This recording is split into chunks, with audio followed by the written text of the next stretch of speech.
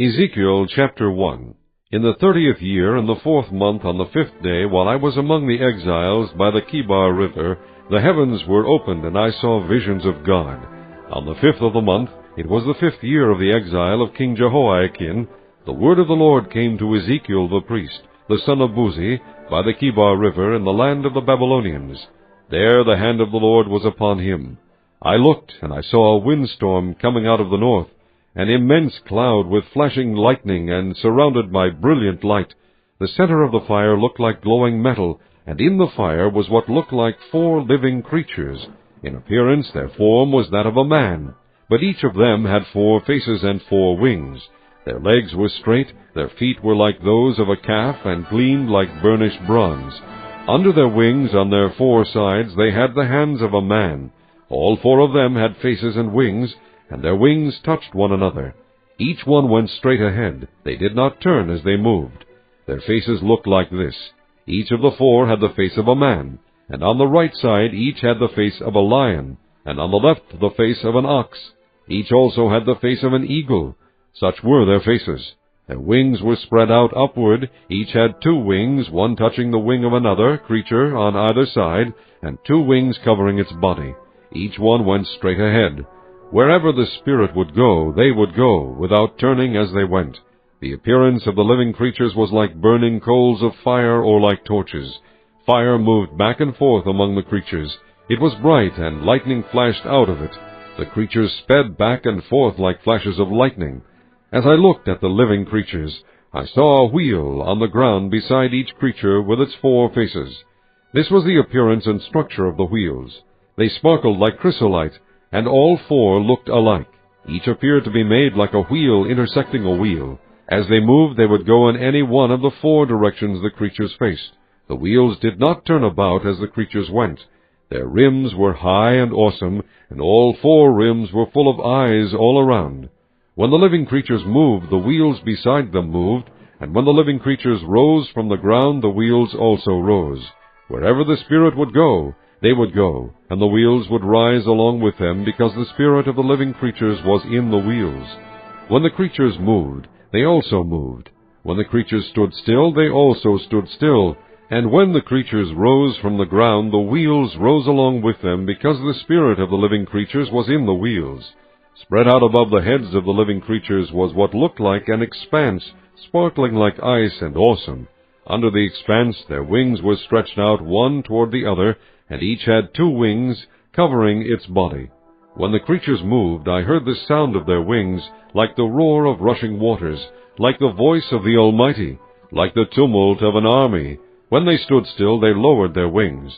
Then there came a voice from above the expanse over their heads as they stood with lowered wings. Above the expanse over their heads was what looked like a throne of sapphire, and high above on the throne was a figure like that of a man. I saw that from what appeared to be his waist up, he looked like glowing metal, as if full of fire, and that from there down he looked like fire, and brilliant light surrounded him. Like the appearance of a rainbow in the clouds on a rainy day, so was the radiance around him. This was the appearance of the likeness of the glory of the Lord. When I saw it, I fell face down, and I heard the voice of one speaking. Chapter 2. He said to me, Son of man, stand up on your feet, and I will speak to you. As he spoke, the Spirit came into me, and raised me to my feet, and I heard him speaking to me. He said, Son of man, I am sending you to the Israelites, to a rebellious nation that has rebelled against me. They and their fathers have been in revolt against me to this very day. The people to whom I am sending you are obstinate and stubborn. Say to them, This is what the Sovereign Lord says. And whether they listen or fail to listen, for they are a rebellious house, they will know that a prophet has been among them. And you, Son of man, do not be afraid of them or their words. Do not be afraid, though briars and thorns are all around you, and you live among scorpions. Do not be afraid of what they say, or terrified by them, though they are a rebellious house. You must speak my words to them, whether they listen or fail to listen, for they are rebellious. But you, Son of man, listen to what I say to you. Do not rebel like that rebellious house. Open your mouth and eat what I give you. Then I looked, and I saw a hand stretched out to me. In it was a scroll, which he unrolled before me. On both sides of it were written words of lament and mourning and woe. Chapter 3. And he said to me, Son of man, eat what is before you, eat this scroll. Then go and speak to the house of Israel. So I opened my mouth, and he gave me the scroll to eat. Then he said to me, Son of man, eat this scroll I am giving you, and fill your stomach with it. So I ate it, and it tasted as sweet as honey in my mouth. He then said to me, Son of man, go now to the house of Israel, and speak my words to them. You are not being sent to a people of obscure speech and difficult language, but to the house of Israel, not to many peoples of obscure speech and difficult language, whose words you cannot understand. Surely if I had sent you to them, they would have listened to you. But the house of Israel is not willing to listen to you, because they are not willing to listen to me. For the whole house of Israel is hardened and obstinate. But I will make you as unyielding and hardened as they are. I will make your forehead like the hardest stone, harder than flint. Do not be afraid of them or terrified by them, though they are a rebellious house. And he said to me, Son of man, listen carefully and take to heart all the words I speak to you. Go now to your countrymen in exile, and speak to them. Say to them, This is what the sovereign Lord says, whether they listen or fail to listen. Then the Spirit lifted me up, and I heard behind me a loud rumbling sound. May the glory of the Lord be praised in his dwelling place. The sound of the wings of the living creatures brushing against each other, and the sound of the wheels beside them, a loud rumbling sound. The Spirit then lifted me up and took me away, and I went in bitterness and in the anger of my spirit, with the strong hand of the Lord upon me. I came to the exiles who lived at Tel Abib, near the Kibar River, and there, where they were living, I sat among them for 7 days, overwhelmed. At the end of 7 days the word of the Lord came to me, Son of man, I have made you a watchman for the house of Israel, so hear the word I speak, and give them warning from me. When I say to a wicked man, You will surely die, and you do not warn him or speak out to dissuade him from his evil ways, in order to save his life, that wicked man will die for his sin, and I will hold you accountable for his blood. But if you do warn the wicked man, and he does not turn from his wickedness or from his evil ways, he will die for his sin, but you will have saved yourself. Again, when a righteous man turns from his righteousness and does evil, and I put a stumbling block before him, he will die. Since you did not warn him, he will die for his sin. The righteous things he did will not be remembered, and I will hold you accountable for his blood. But if you do warn the righteous man not to sin, and he does not sin, he will surely live because he took warning, and you will have saved yourself. The hand of the Lord was upon me there, and he said to me, Get up and go out to the plain, and there I will speak to you. So I got up and went out to the plain, and the glory of the Lord was standing there, like the glory I had seen by the Kibar River, and I fell face down. Then the Spirit came into me and raised me to my feet. He spoke to me and said, Go, shut yourself inside your house, and you, son of man, they will tie with ropes. You will be bound so that you cannot go out among the people. I will make your tongue stick to the roof of your mouth so that you will be silent and unable to rebuke them, though they are a rebellious house. But when I speak to you, I will open your mouth, and you shall say to them, This is what the sovereign Lord says, Whoever will listen, let him listen, and whoever will refuse, let him refuse, for they are a rebellious house. Chapter 4. Now, son of man, take a clay tablet, put it in front of you, and draw the city of Jerusalem on it.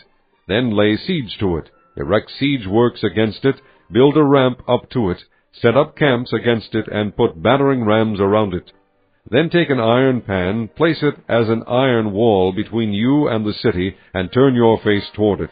It will be under siege, and you shall besiege it. This will be a sign to the house of Israel. Then lie on your left side, and put the sin of the house of Israel upon yourself. You are to bear their sin for the number of days you lie on your side. I have assigned you the same number of days as the years of their sin. So for 390 days you will bear the sin of the house of Israel. After you have finished this, lie down again, this time on your right side, and bear the sin of the house of Judah. I have assigned you 40 days, a day for each year. Turn your face toward the siege of Jerusalem, and with bared arm prophesy against her. I will tie you up with ropes so that you cannot turn from one side to the other until you have finished the days of your siege. Take wheat and barley, beans and lentils, millet and spelt. Put them in a storage jar, and use them to make bread for yourself. You are to eat it during the 390 days you lie on your side. Weigh out 20 shekels of food to eat each day, and eat it at set times. Also measure out a sixth of a hin of water, and drink it at set times. Eat the food as you would a barley cake. Bake it in the sight of the people, using human excrement for fuel. The Lord said, In this way the people of Israel will eat defiled food among the nations where I will drive them. Then I said, Not so, sovereign Lord, I have never defiled myself. From my youth until now I have never eaten anything found dead or torn by wild animals. No unclean meat has ever entered my mouth. Very well, he said, I will let you bake your bread over cow manure instead of human excrement. He then said to me, Son of man, I will cut off the supply of food in Jerusalem. The people will eat rationed food in anxiety and drink rationed water in despair, for food and water will be scarce. They will be appalled at the sight of each other, and will waste away because of their sin. Chapter 5. Now, son of man, take a sharp sword, and use it as a barber's razor to shave your head and your beard. Then take a set of scales and divide up the hair. When the days of your siege come to an end, burn a third of the hair with fire inside the city. Take a third and strike it with a sword all around the city, and scatter a third to the wind, for I will pursue them with drawn sword. But take a few strands of hair and tuck them away in the folds of your garment. Again, take a few of these and throw them into the fire and burn them up. A fire will spread from there to the whole house of Israel. This is what the sovereign Lord says. This is Jerusalem, which I have set in the center of the nations, with countries all around her. Yet in her wickedness she has rebelled against my laws and decrees more than the nations and countries around her. She has rejected my laws and has not followed my decrees. Therefore this is what the sovereign Lord says.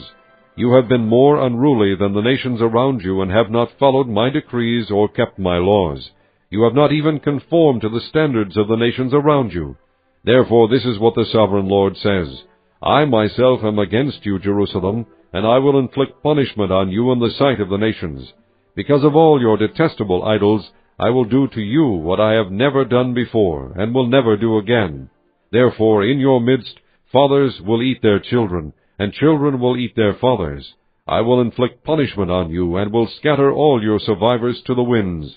Therefore, as surely as I live, declares the sovereign Lord, because you have defiled my sanctuary with all your vile images and detestable practices, I myself will withdraw my favor. I will not look on you with pity or spare you. A third of your people will die of the plague or perish by famine inside you. A third will fall by the sword outside your walls, and a third I will scatter to the winds and pursue with drawn sword. Then my anger will cease, and my wrath against them will subside, and I will be avenged. And when I have spent my wrath upon them, they will know that I, the Lord, have spoken in my zeal. I will make you a ruin and a reproach among the nations around you, in the sight of all who pass by. You will be a reproach and a taunt, a warning and an object of horror to the nations around you, when I inflict punishment on you in anger and in wrath and with stinging rebuke. I, the Lord, have spoken. When I shoot at you with my deadly and destructive arrows of famine, I will shoot to destroy you. I will bring more and more famine upon you, and cut off your supply of food. I will send famine and wild beasts against you, and they will leave you childless. Plague and bloodshed will sweep through you, and I will bring the sword against you. I, the Lord, have spoken. Chapter 6. The word of the Lord came to me, Son of man, set your face against the mountains of Israel, prophesy against them, and say, O mountains of Israel, hear the word of the sovereign Lord. This is what the sovereign Lord says to the mountains and hills, to the ravines and valleys. I am about to bring a sword against you, and I will destroy your high places. Your altars will be demolished, and your incense altars will be smashed. And I will slay your people in front of your idols. I will lay the dead bodies of the Israelites in front of their idols, and I will scatter your bones around your altars. Wherever you live, the towns will be laid waste, and the high places demolished, so that your altars will be laid waste and devastated, your idols smashed and ruined, your incense altars broken down, and what you have made wiped out. Your people will fall slain among you, and you will know that I am the Lord. But I will spare some, for some of you will escape the sword when you are scattered among the lands and nations. Then in the nations where they have been carried captive, those who escape will remember me, how I have been grieved by their adulterous hearts, which have turned away from me, and by their eyes, which have lusted after their idols. They will loathe themselves for the evil they have done, and for all their detestable practices, and they will know that I am the Lord. I did not threaten in vain to bring this calamity on them. This is what the Sovereign Lord says. Strike your hands together and stamp your feet and cry out, Alas! Because of all the wicked and detestable practices of the house of Israel, for they will fall by the sword, famine, and plague. He that is far away will die of the plague, and he that is near will fall by the sword, and he that survives and is spared will die of famine. So will I spend my wrath upon them, and they will know that I am the Lord, when their people lie slain among their idols around their altars, on every high hill and on all the mountain tops, under every spreading tree and every leafy oak, places where they offered fragrant incense to all their idols. And I will stretch out my hand against them, and make the land a desolate waste from the desert to Diblah, wherever they live. Then they will know that I am the Lord. Chapter 7. The word of the Lord came to me, Son of man, this is what the Sovereign Lord says to the land of Israel. The end has come upon the four corners of the land. The end is now upon you, and I will unleash my anger against you. I will judge you according to your conduct, and repay you for all your detestable practices. I will not look on you with pity or spare you. I will surely repay you for your conduct and the detestable practices among you. Then you will know that I am the Lord. This is what the Sovereign Lord says. Disaster, an unheard-of disaster is coming. The end has come. The end has come. It has roused itself against you. It has come. Doom has come upon you, you who dwell in the land. The time has come, the day is near, there is panic, not joy, upon the mountains. I am about to pour out my wrath on you and spend my anger against you. I will judge you according to your conduct and repay you for all your detestable practices. I will not look on you with pity or spare you. I will repay you in accordance with your conduct and the detestable practices among you. Then you will know that it is I, the Lord, who strikes the blow. The day is here. It has come. Doom has burst forth. The rod has budded. Arrogance has blossomed. Violence has grown into a rod to punish wickedness. None of the people will be left, none of that crowd, no wealth, nothing of value. The time has come, the day has arrived. Let not the buyer rejoice, nor the seller grieve, for wrath is upon the whole crowd. The seller will not recover the land he has sold as long as both of them live, for the vision concerning the whole crowd will not be reversed. Because of their sins, not one of them will preserve his life. Though they blow the trumpet and get everything ready, no one will go into battle, for my wrath is upon the whole crowd. Outside is the sword, inside are plague and famine. Those in the country will die by the sword, and those in the city will be devoured by famine and plague. All who survive and escape will be in the mountains, moaning like doves of the valleys, each because of his sins. Every hand will go limp, and every knee will become as weak as water. They will put on sackcloth and be clothed with terror.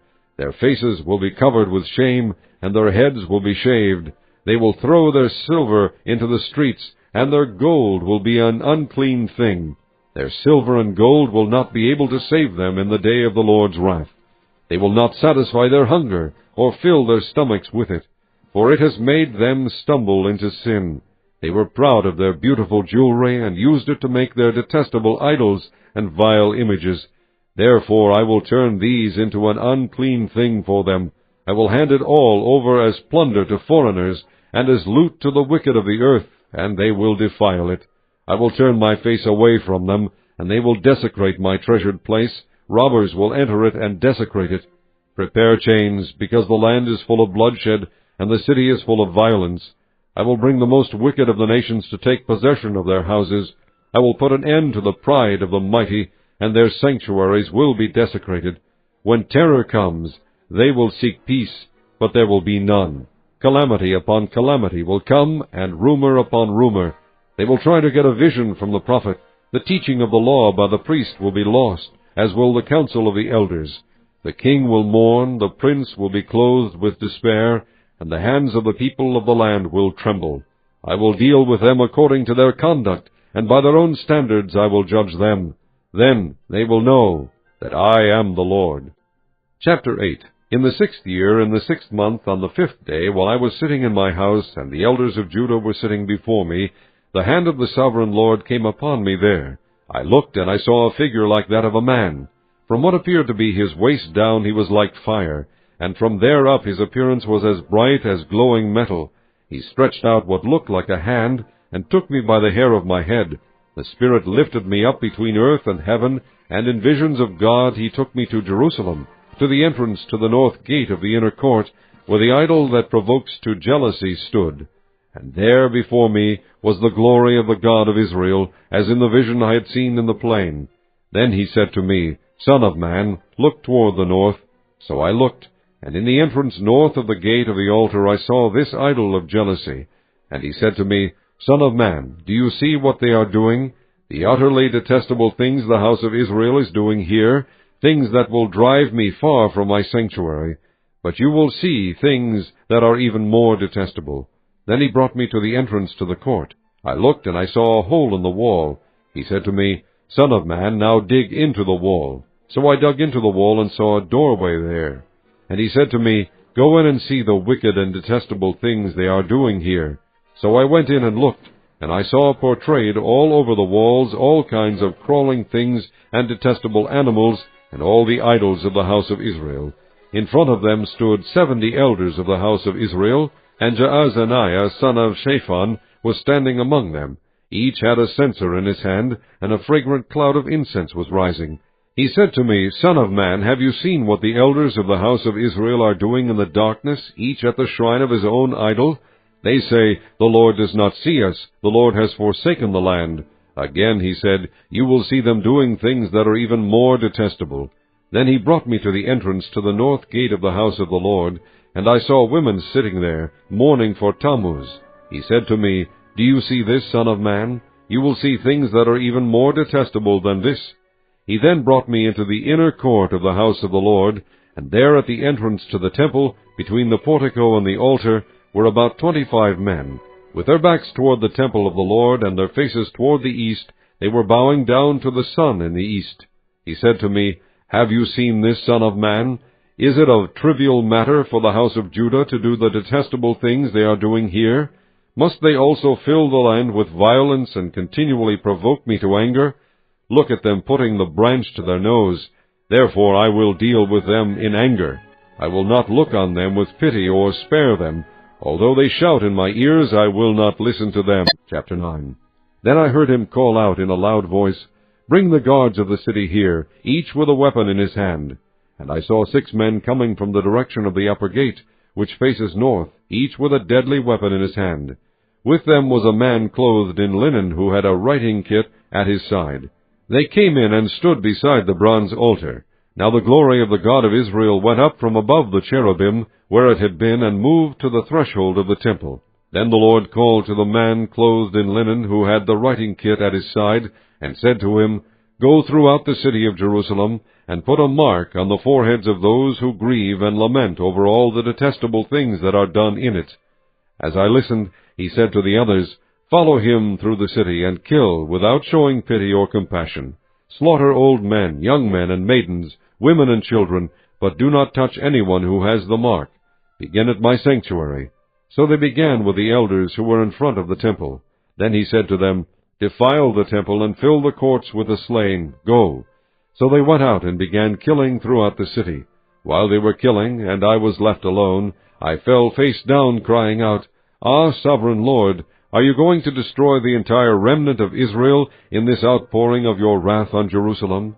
He answered me, The sin of the house of Israel and Judah is exceedingly great. The land is full of bloodshed, and the city is full of injustice. They say, The Lord has forsaken the land, the Lord does not see. So I will not look on them with pity or spare them, but I will bring down on their own heads what they have done. Then the man in linen, with the writing kit at his side, brought back word, saying, I have done as you commanded. Chapter 10. I looked, and I saw the likeness of a throne of sapphire above the expanse that was over the heads of the cherubim. The Lord said to the man clothed in linen, Go in among the wheels beneath the cherubim. Fill your hands with burning coals from among the cherubim, and scatter them over the city. And as I watched, he went in. Now the cherubim were standing on the south side of the temple when the man went in, and a cloud filled the inner court. Then the glory of the Lord rose from above the cherubim, and moved to the threshold of the temple. The cloud filled the temple, and the court was full of the radiance of the glory of the Lord. The sound of the wings of the cherubim could be heard as far away as the outer court, like the voice of God Almighty when he speaks. When the Lord commanded the man in linen, Take fire from among the wheels, from among the cherubim, the man went in and stood beside a wheel. Then one of the cherubim reached out his hand to the fire that was among them. He took up some of it, and put it into the hands of the man in linen, who took it and went out. Under the wings of the cherubim could be seen what looked like the hands of a man. I looked, and I saw beside the cherubim 4 wheels, one beside each of the cherubim. The wheels sparkled like chrysolite. As for their appearance, the 4 of them looked alike. Each was like a wheel intersecting a wheel. As they moved, they would go in any one of the 4 directions the cherubim faced. The wheels did not turn about as the cherubim went. The cherubim went in whatever direction the head faced, without turning as they went. Their entire bodies, including their backs, their hands, and their wings, were completely full of eyes, as were their 4 wheels. I heard the wheels being called the whirling wheels. Each of the cherubim had 4 faces. One face was that of a cherub, the second the face of a man, the third the face of a lion, and the fourth the face of an eagle. Then the cherubim rose upward. These were the living creatures I had seen by the Kibar River. When the cherubim moved, the wheels beside them moved, and when the cherubim spread their wings to rise from the ground, the wheels did not leave their side. When the cherubim stood still, they also stood still, and when the cherubim rose, they rose with them, because the spirit of the living creatures was in them.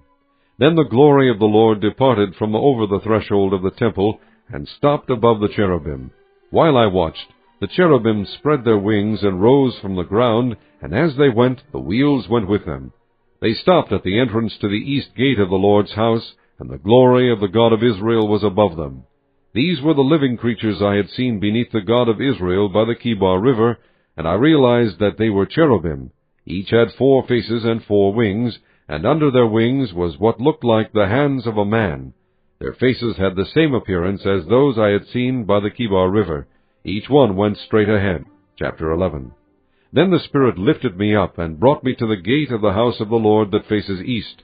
There at the entrance to the gate were 25 men, and I saw among them Jaazaniah son of Azur, and Pelatiah son of Benaiah, leaders of the people. The Lord said to me, Son of man, these are the men who are plotting evil and giving wicked advice in this city. They say, Will it not soon be time to build houses? This city is a cooking pot, and we are the meat. Therefore prophesy against them. Prophesy, Son of man. Then the Spirit of the Lord came upon me, and he told me to say, This is what the Lord says. This is what you are saying, O house of Israel, but I know what is going through your mind. You have killed many people in this city, and filled its streets with the dead. Therefore this is what the sovereign Lord says. The bodies you have thrown there are the meat, and this city is the pot, but I will drive you out of it. You fear the sword, and the sword is what I will bring against you, declares the sovereign Lord. I will drive you out of the city and hand you over to foreigners, and inflict punishment on you. You will fall by the sword, and I will execute judgment on you at the borders of Israel. Then you will know that I am the Lord. This city will not be a pot for you, nor will you be the meat in it.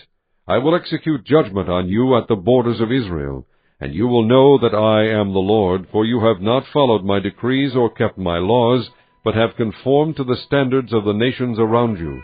Now as I was prophesying, Pelatiah son of Benaiah died. Then I fell face down and cried out in a loud voice, Ah, sovereign Lord, will you completely destroy the remnant of Israel? The word of the Lord came to me, Son of man, your brothers who are your blood relatives, and the whole house of Israel, are those of whom the people of Jerusalem have said, They are far away from the Lord. This land was given to us as our possession. Therefore say, This is what the Sovereign Lord says, Although I sent them far away among the nations, and scattered them among the countries, yet for a little while I have been a sanctuary for them in the countries where they have gone. Therefore say, This is what the Sovereign Lord says, I will gather you from the nations, and bring you back from the countries where you have been scattered, and I will give you back the land of Israel again. They will return to it, and remove all its vile images and detestable idols. I will give them an undivided heart, and put a new spirit in them. I will remove from them their heart of stone, and give them a heart of flesh. Then they will follow my decrees, and be careful to keep my laws. They will be my people, and I will be their God.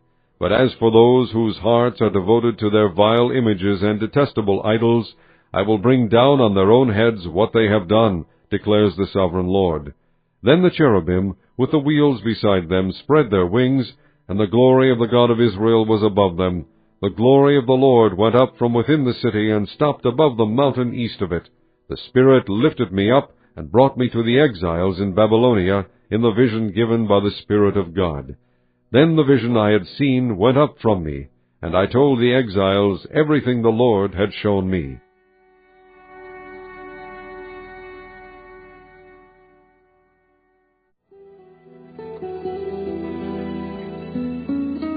Chapter 12.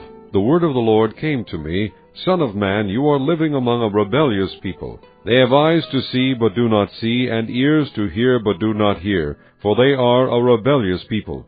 Therefore, Son of man, pack your belongings for exile, and in the daytime, as they watch, set out and go from where you are to another place. Perhaps they will understand, though they are a rebellious house. During the daytime, while they watch, bring out your belongings packed for exile. Then in the evening, while they are watching, go out like those who go into exile. While they watch, dig through the wall, and take your belongings out through it. Put them on your shoulder as they are watching, and carry them out at dusk. Cover your face so that you cannot see the land, for I have made you a sign to the house of Israel. So I did as I was commanded. During the day I brought out my things packed for exile. Then in the evening I dug through the wall with my hands. I took my belongings out at dusk, carrying them on my shoulders while they watched. In the morning the word of the Lord came to me, Son of man, did not that rebellious house of Israel ask you, What are you doing?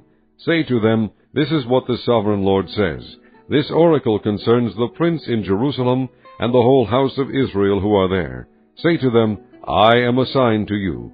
As I have done, so it will be done to them. They will go into exile as captives.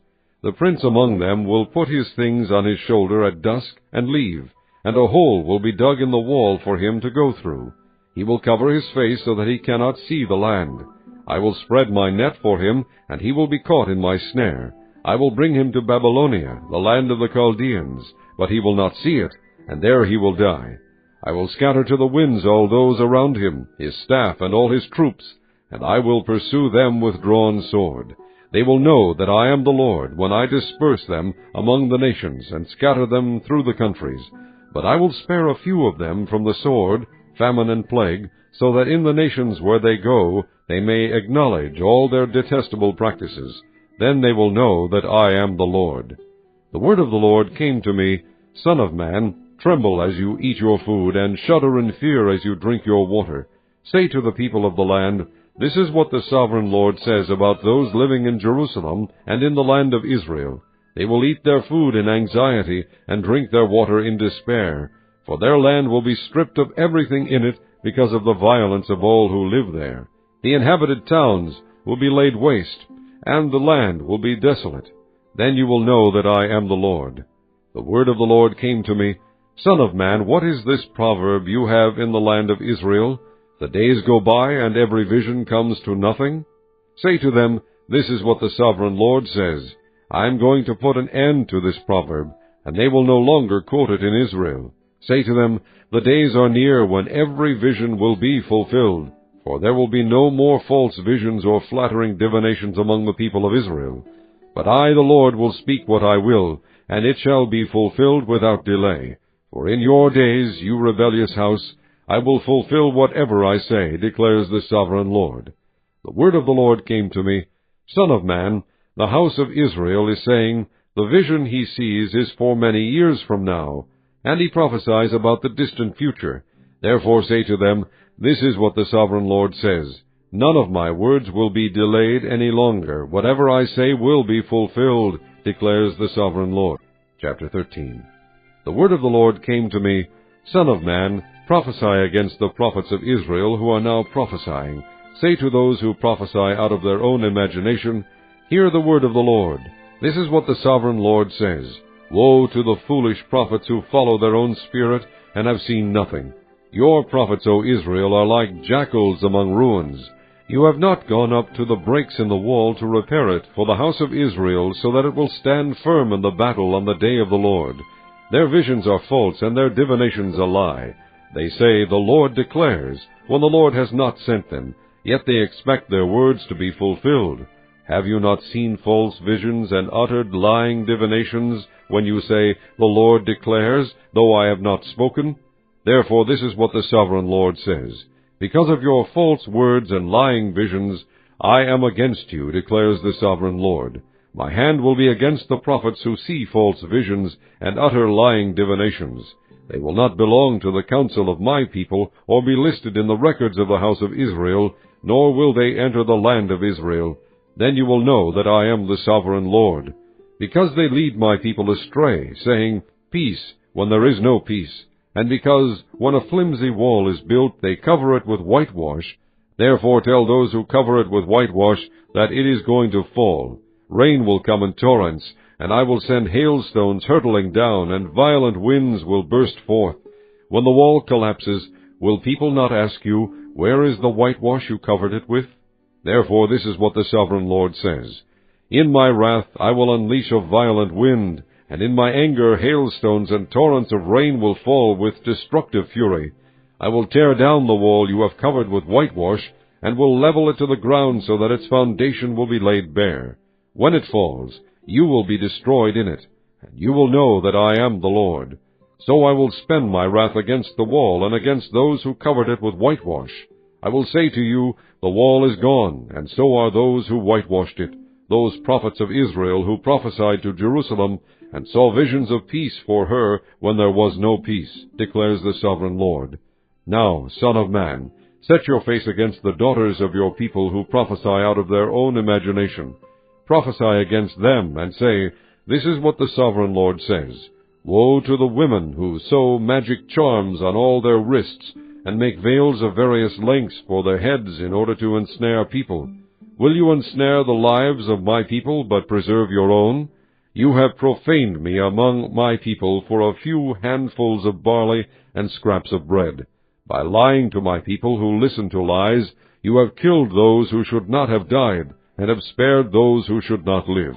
Therefore this is what the sovereign Lord says, I am against your magic charms with which you ensnare people like birds, and I will tear them from your arms. I will set free the people that you ensnare like birds. I will tear off your veils and save my people from your hands, and they will no longer fall prey to your power.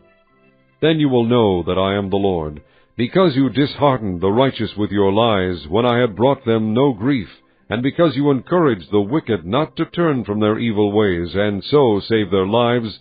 Therefore you will no longer see false visions or practice divination. I will save my people from your hands, and then you will know that I am the Lord. Chapter 14. Some of the elders of Israel came to me and sat down in front of me. Then the word of the Lord came to me, Son of man, these men have set up idols in their hearts and put wicked stumbling blocks before their faces. Should I let them inquire of me at all? Therefore speak to them and tell them, This is what the sovereign Lord says. When any Israelite sets up idols in his heart and puts a wicked stumbling block before his face, and then goes to a prophet, I, the Lord, will answer him myself in keeping with his great idolatry. I will do this to recapture the hearts of the people of Israel, who have all deserted me for their idols. Therefore say to the house of Israel, This is what the sovereign Lord says. Repent, turn from your idols, and renounce all your detestable practices. When any Israelite or any alien living in Israel separates himself from me, and sets up idols in his heart, and puts a wicked stumbling block before his face, and then goes to a prophet to inquire of me, I, the Lord, will answer him myself. I will set my face against that man, and make him an example and a byword. I will cut him off from my people. Then you will know that I am the Lord. And if the prophet is enticed to utter a prophecy, I, the Lord, have enticed that prophet, and I will stretch out my hand against him, and destroy him from among my people Israel. They will bear their guilt. The prophet will be as guilty as the one who consults him. Then the people of Israel will no longer stray from me, nor will they defile themselves any more with all their sins. They will be my people, and I will be their God, declares the sovereign Lord. The word of the Lord came to me, Son of man, if a country sins against me by being unfaithful, and I stretch out my hand against it to cut off its food supply, and send famine upon it, and kill its men and their animals, even if these 3 men, Noah, Daniel, and Job, were in it, they could save only themselves by their righteousness, declares the sovereign Lord. Or if I send wild beasts through that country, and they leave it childless, and it becomes desolate so that no one can pass through it because of the beasts, as surely as I live, declares the sovereign Lord, even if these 3 men were in it, they could not save their own sons or daughters. They alone would be saved, but the land would be desolate. Or if I bring a sword against that country, and say, Let the sword pass throughout the land, and kill its men and their animals, as surely as I live, declares the sovereign Lord, even if these 3 men were in it, they could not save their own sons or daughters. They alone would be saved. Or if I send a plague into that land, and pour out my wrath upon it through bloodshed, killing its men and their animals, as surely as I live, declares the sovereign Lord, even if Noah, Daniel, and Job were in it, they could save neither son nor daughter. They would save only themselves by their righteousness. For this is what the sovereign Lord says, How much worse will it be when I send against Jerusalem my 4 dreadful judgments, sword and famine, and wild beasts and plague, to kill its men and their animals. Yet there will be some survivors, sons and daughters, who will be brought out of it. They will come to you, and when you see their conduct and their actions, you will be consoled regarding the disaster I have brought upon Jerusalem, every disaster I have brought upon it. You will be consoled when you see their conduct and their actions, for you will know that I have done nothing in it without cause, declares the sovereign Lord. Chapter 15. The word of the Lord came to me, Son of man, how is the wood of a vine better than that of a branch on any of the trees in the forest? Is wood ever taken from it to make anything useful? Do they make pegs from it to hang things on? And after it is thrown on the fire as fuel, and the fire burns both ends and chars the middle, is it then useful for anything? If it was not useful for anything when it was whole, how much less can it be made into something useful when the fire has burned it and it is charred? Therefore this is what the sovereign Lord says, As I have given the wood of the vine among the trees of the forest as fuel for the fire, so will I treat the people living in Jerusalem. I will set my face against them. Although they have come out of the fire will yet consume them. And when I set my face against them, you will know that I am the Lord. I will make the land desolate because they have been unfaithful, declares the sovereign Lord. Chapter 16. The word of the Lord came to me, Son of man, confront Jerusalem with her detestable practices, and say, This is what the sovereign Lord says to Jerusalem. Your ancestry and birth were in the land of the Canaanites. Your father was an Amorite, and your mother a Hittite. On the day you were born your cord was not cut, nor were you washed with water to make you clean, nor were you rubbed with salt or wrapped in cloths. No one looked on you with pity or had compassion enough to do any of these things for you. Rather, you were thrown out into the open field, for on the day you were born you were despised. Then I passed by and saw you kicking about in your blood, and as you lay there in your blood I said to you, Live. I made you grow like a plant of the field. You grew up and developed and became the most beautiful of jewels. Your breasts were formed and your hair grew, you who were naked and bare. Later I passed by, and when I looked at you and saw that you were old enough for love, I spread the corner of my garment over you and covered your nakedness. I gave you my solemn oath, and entered into a covenant with you, declares the sovereign Lord, and you became mine. I bathed you with water, and washed the blood from you, and put ointments on you. I clothed you with an embroidered dress, and put leather sandals on you. I dressed you in fine linen, and covered you with costly garments. I adorned you with jewelry. I put bracelets on your arms, and a necklace around your neck. And I put a ring on your nose, earrings on your ears, and a beautiful crown on your head. So you were adorned with gold and silver. Your clothes were of fine linen and costly fabric and embroidered cloth. Your food was fine flour, honey, and olive oil. You became very beautiful and rose to be a queen. And your fame spread among the nations on account of your beauty, because the splendor I had given you made your beauty perfect, declares the Sovereign Lord.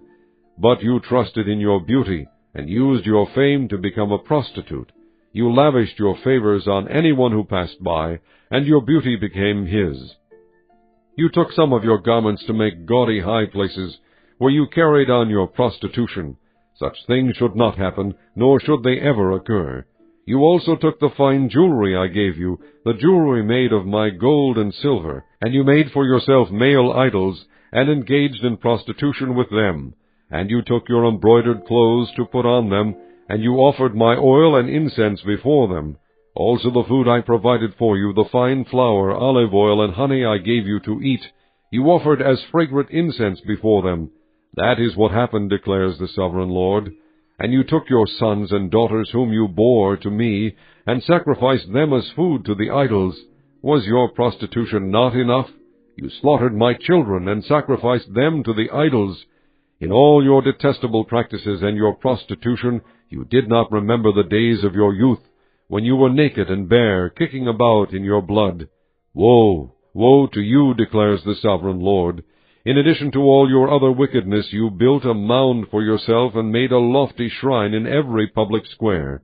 At the head of every street you built your lofty shrines, and degraded your beauty, offering your body with increasing promiscuity to anyone who passed by.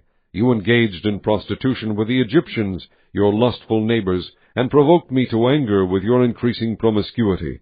So I stretched out my hand against you, and reduced your territory. I gave you over to the greed of your enemies, the daughters of the Philistines, who were shocked by your lewd conduct. You engaged in prostitution with the Assyrians, too, because you were insatiable. And even after that you still were not satisfied. Then you increased your promiscuity to include Babylonia, a land of merchants, but even with this you were not satisfied. How weak-willed you are, declares the Sovereign Lord, when you do all these things, acting like a brazen prostitute. When you built your mounds at the head of every street and made your lofty shrines in every public square, you were unlike a prostitute, because you scorned payment. You adulterous wife, you prefer strangers to your own husband. Every prostitute receives a fee, but you give gifts to all your lovers, bribing them to come to you from everywhere for your illicit favors. So in your prostitution you are the opposite of others. No one runs after you for your favors. You are the very opposite, for you give payment, and none is given to you. Therefore, you prostitute, hear the word of the Lord. This is what the Sovereign Lord says. Because you poured out your wealth and exposed your nakedness in your promiscuity with your lovers, and because of all your detestable idols, and because you gave them your children's blood, therefore I am going to gather all your lovers, with whom you found pleasure, those you loved as well as those you hated. I will gather them against you from all around, and will strip you in front of them, and they will see all your nakedness. I will sentence you to the punishment of women who commit adultery and who shed blood. I will bring upon you the blood vengeance of my wrath and jealous anger. Then I will hand you over to your lovers, and they will tear down your mounds and destroy your lofty shrines. They will strip you of your clothes and take your fine jewelry, and leave you naked and bare. They will bring a mob against you, who will stone you and hack you to pieces with their swords. They will burn down your houses and inflict punishment on you in the sight of many women. I will put a stop to your prostitution, and you will no longer pay your lovers. Then my wrath against you will subside, and my jealous anger will turn away from you. I will be calm, and no longer angry. Because you did not remember the days of your youth, but enraged me with all these things, I will surely bring down on your head what you have done, declares the Sovereign Lord. Did you not add lewdness to all your other detestable practices? Everyone who quotes Proverbs will quote this proverb about you: like mother, like daughter. You are a true daughter of your mother, who despised her husband and her children, and you are a true sister of your sisters, who despised their husbands and their children. Your mother was a Hittite, and your father an Amorite. Your older sister was Samaria, who lived to the north of you with her daughters, and your younger sister, who lived to the south of you with her daughters, was Sodom. You not only walked in their ways and copied their detestable practices, but in all your ways you soon became more depraved than they. As surely as I live, declares the Sovereign Lord, your sister Sodom and her daughters never did what you and your daughters have done. Now this was the sin of your sister Sodom. She and her daughters were arrogant, overfed, and unconcerned. They did not help the poor and needy. They were haughty and did detestable things before me. Therefore I did away with them, as you have seen. Samaria did not commit half the sins you did. You have done more detestable things than they, and have made your sisters seem righteous by all these things you have done. Bear your disgrace, for you have furnished some justification for your sisters. Because your sins were more vile than theirs, they appear more righteous than you. So then be ashamed, and bear your disgrace, for you have made your sisters appear righteous. However, I will restore the fortunes of Sodom and her daughters, and of Samaria and her daughters, and your fortunes along with them, so that you may bear your disgrace and be ashamed of all you have done in giving them comfort. And your sisters, Sodom with her daughters, and Samaria with her daughters, will return to what they were before, and you and your daughters will return to what you were before. You would not even mention your sister Sodom in the day of your pride, before your wickedness was uncovered. Even so, you are now scorned by the daughters of Edom, and all her neighbors, and the daughters of the Philistines, all those around you who despise you. You will bear the consequences of your lewdness and your detestable practices, declares the Lord. This is what the Sovereign Lord says. I will deal with you as you deserve, because you have despised my oath by breaking the covenant. Yet I will remember the covenant I made with you in the days of your youth, and I will establish an everlasting covenant with you. Then you will remember your ways, and be ashamed when you receive your sisters, both those who are older than you and those who are younger. I will give them to you as daughters, but not on the basis of my covenant with you. So I will establish my covenant with you, and you will know that I am the Lord.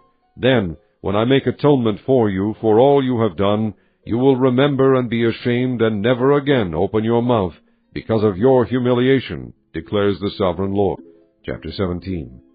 The word of the Lord came to me, Son of man, set forth an allegory and tell the house of Israel a parable. Say to them, This is what the Sovereign Lord says. A great eagle with powerful wings, long feathers, and full plumage of varied colors came to Lebanon. Taking hold of the top of a cedar, he broke off its topmost shoot and carried it away to a land of merchants, where he planted it in a city of traders. He took some of the seed of your land and put it in fertile soil. He planted it like a willow by abundant water, and it sprouted and became a low, spreading vine. Its branches turned toward him, but its roots remained under it. So it became a vine and produced branches and put out leafy boughs. But there was another great eagle, with powerful wings and full plumage. The vine now sent out its roots toward him from the plot where it was planted, and stretched out its branches to him for water. It had been planted in good soil by abundant water, so that it would produce branches, bear fruit, and become a splendid vine. Say to them, This is what the Sovereign Lord says. Will it thrive? Will it not be uprooted and stripped of its fruit, so that it withers? All its new growth will wither. It will not take a strong arm or many people to pull it up by the roots. Even if it is transplanted, will it thrive? Will it not wither completely when the east wind strikes it? Wither away in the plot where it grew? Then the word of the Lord came to me, Say to this rebellious house, Do you not know what these things mean? Say to them, The king of Babylon went to Jerusalem and carried off her king and her nobles, bringing them back with him to Babylon. Then he took a member of the royal family and made a treaty with him, putting him under oath. He also carried away the leading men of the land, so that the kingdom would be brought low, unable to rise again, surviving only by keeping his treaty. But the king rebelled against him by sending his envoys to Egypt to get horses and a large army. Will he succeed? Will he who does such things escape? Will he break the treaty and yet escape? As surely as I live, declares the Sovereign Lord, he shall die in Babylon, in the land of the kings who put him on the throne, whose oath he despised and whose treaty he broke. Pharaoh with his mighty army and great horde will be of no help to him in war, when ramps are built and siege works erected to destroy many lives. He despised the oath by breaking the covenant. Because he had given his hand in pledge, and yet did all these things, he shall not escape. Therefore this is what the Sovereign Lord says, As surely as I live, I will bring down on his head my oath that he despised, and my covenant that he broke. I will spread my net for him, and he will be caught in my snare. I will bring him to Babylon, and execute judgment upon him there, because he was unfaithful to me. All his fleeing troops will fall by the sword, and the survivors will be scattered to the winds. Then you will know that I, the Lord, have spoken. This is what the Sovereign Lord says. I myself will take a shoot from the very top of a cedar and plant it. I will break off a tender sprig from its topmost shoots, and plant it on a high and lofty mountain. On the mountain heights of Israel I will plant it. It will produce branches and bear fruit and become a splendid cedar. Birds of every kind will nest in it. They will find shelter in the shade of its branches. All the trees of the field will know that I, the Lord, bring down the tall tree, and make the low tree grow tall. I dry up the green tree, and make the dry tree flourish. I, the Lord, have spoken, and I will do it. Chapter 18. The word of the Lord came to me. What do you people mean by quoting this proverb about the land of Israel? The fathers eat sour grapes, and the children's teeth are set on edge. As surely as I live, declares the Sovereign Lord, you will no longer quote this proverb in Israel. For every living soul belongs to me, the Father as well as the Son, both alike belong to me. The soul who sins is the one who will die. Suppose there is a righteous man who does what is just and right. He does not eat at the mountain shrines, or look to the idols of the house of Israel. He does not defile his neighbor's wife, or lie with a woman during her period. He does not oppress anyone. He returns what he took in pledge for a loan.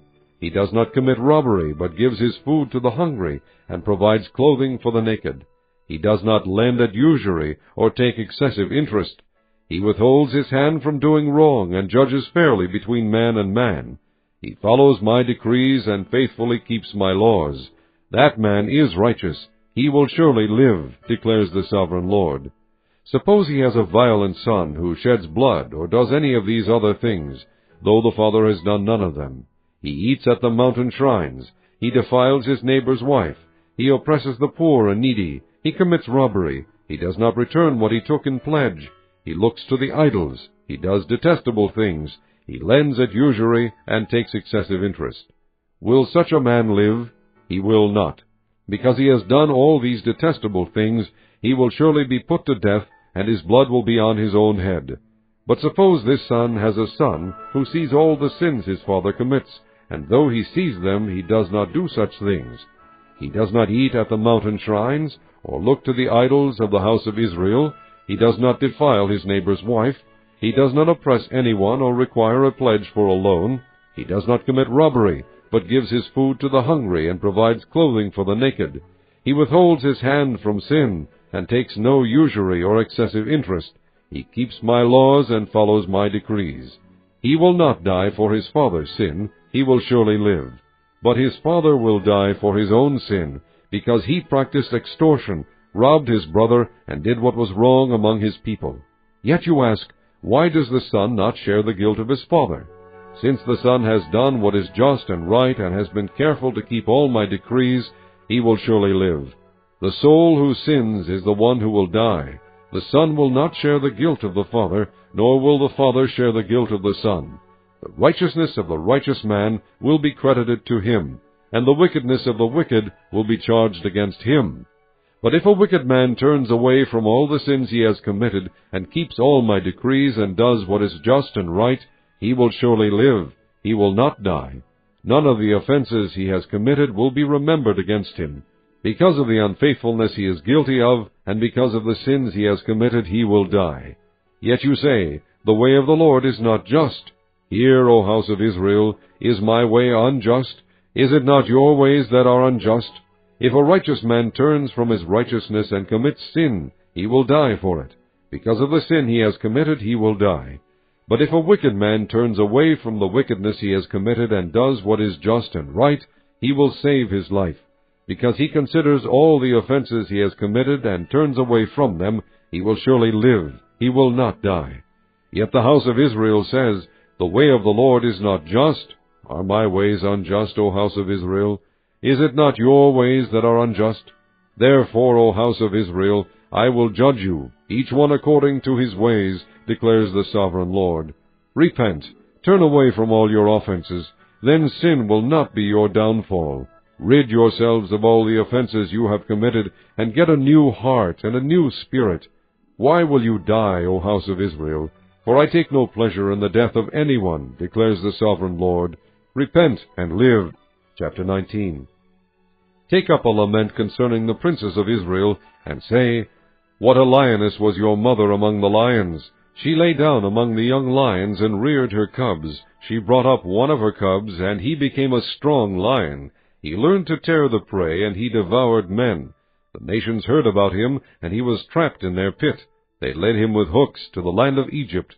When she saw her hope unfulfilled, her expectation gone, she took another of her cubs, and made him a strong lion. He prowled among the lions, for he was now a strong lion. He learned to tear the prey, and he devoured men. He broke down their strongholds and devastated their towns. The land and all who were in it were terrified by his roaring. Then the nations came against him, those from regions round about. They spread their net for him, and he was trapped in their pit. With hooks they pulled him into a cage and brought him to the king of Babylon. They put him in prison, so his roar was heard no longer on the mountains of Israel. Your mother was like a vine in your vineyard, planted by the water. It was fruitful and full of branches because of abundant water. Its branches were strong, fit for a ruler's scepter. It towered high above the thick foliage, conspicuous for its height and for its many branches. But it was uprooted in fury and thrown to the ground. The east wind made it shrivel. It was stripped of its fruit. Its strong branches withered, and fire consumed them. Now it is planted in the desert, in a dry and thirsty land. Fire spread from one of its main branches and consumed its fruit. No strong branch is left on it fit for a ruler's scepter. This is a lament, and is to be used as a lament. Chapter 20. In the 7th year, in the 5th month of the 10th day, some of the elders of Israel came to inquire of the Lord, and they sat down in front of me. Then the word of the Lord came to me, Son of man, speak to the elders of Israel, and say to them, This is what the sovereign Lord says. Have you come to inquire of me? As surely as I live, I will not let you inquire of me, declares the sovereign Lord. Will you judge them? Will you judge them, son of man?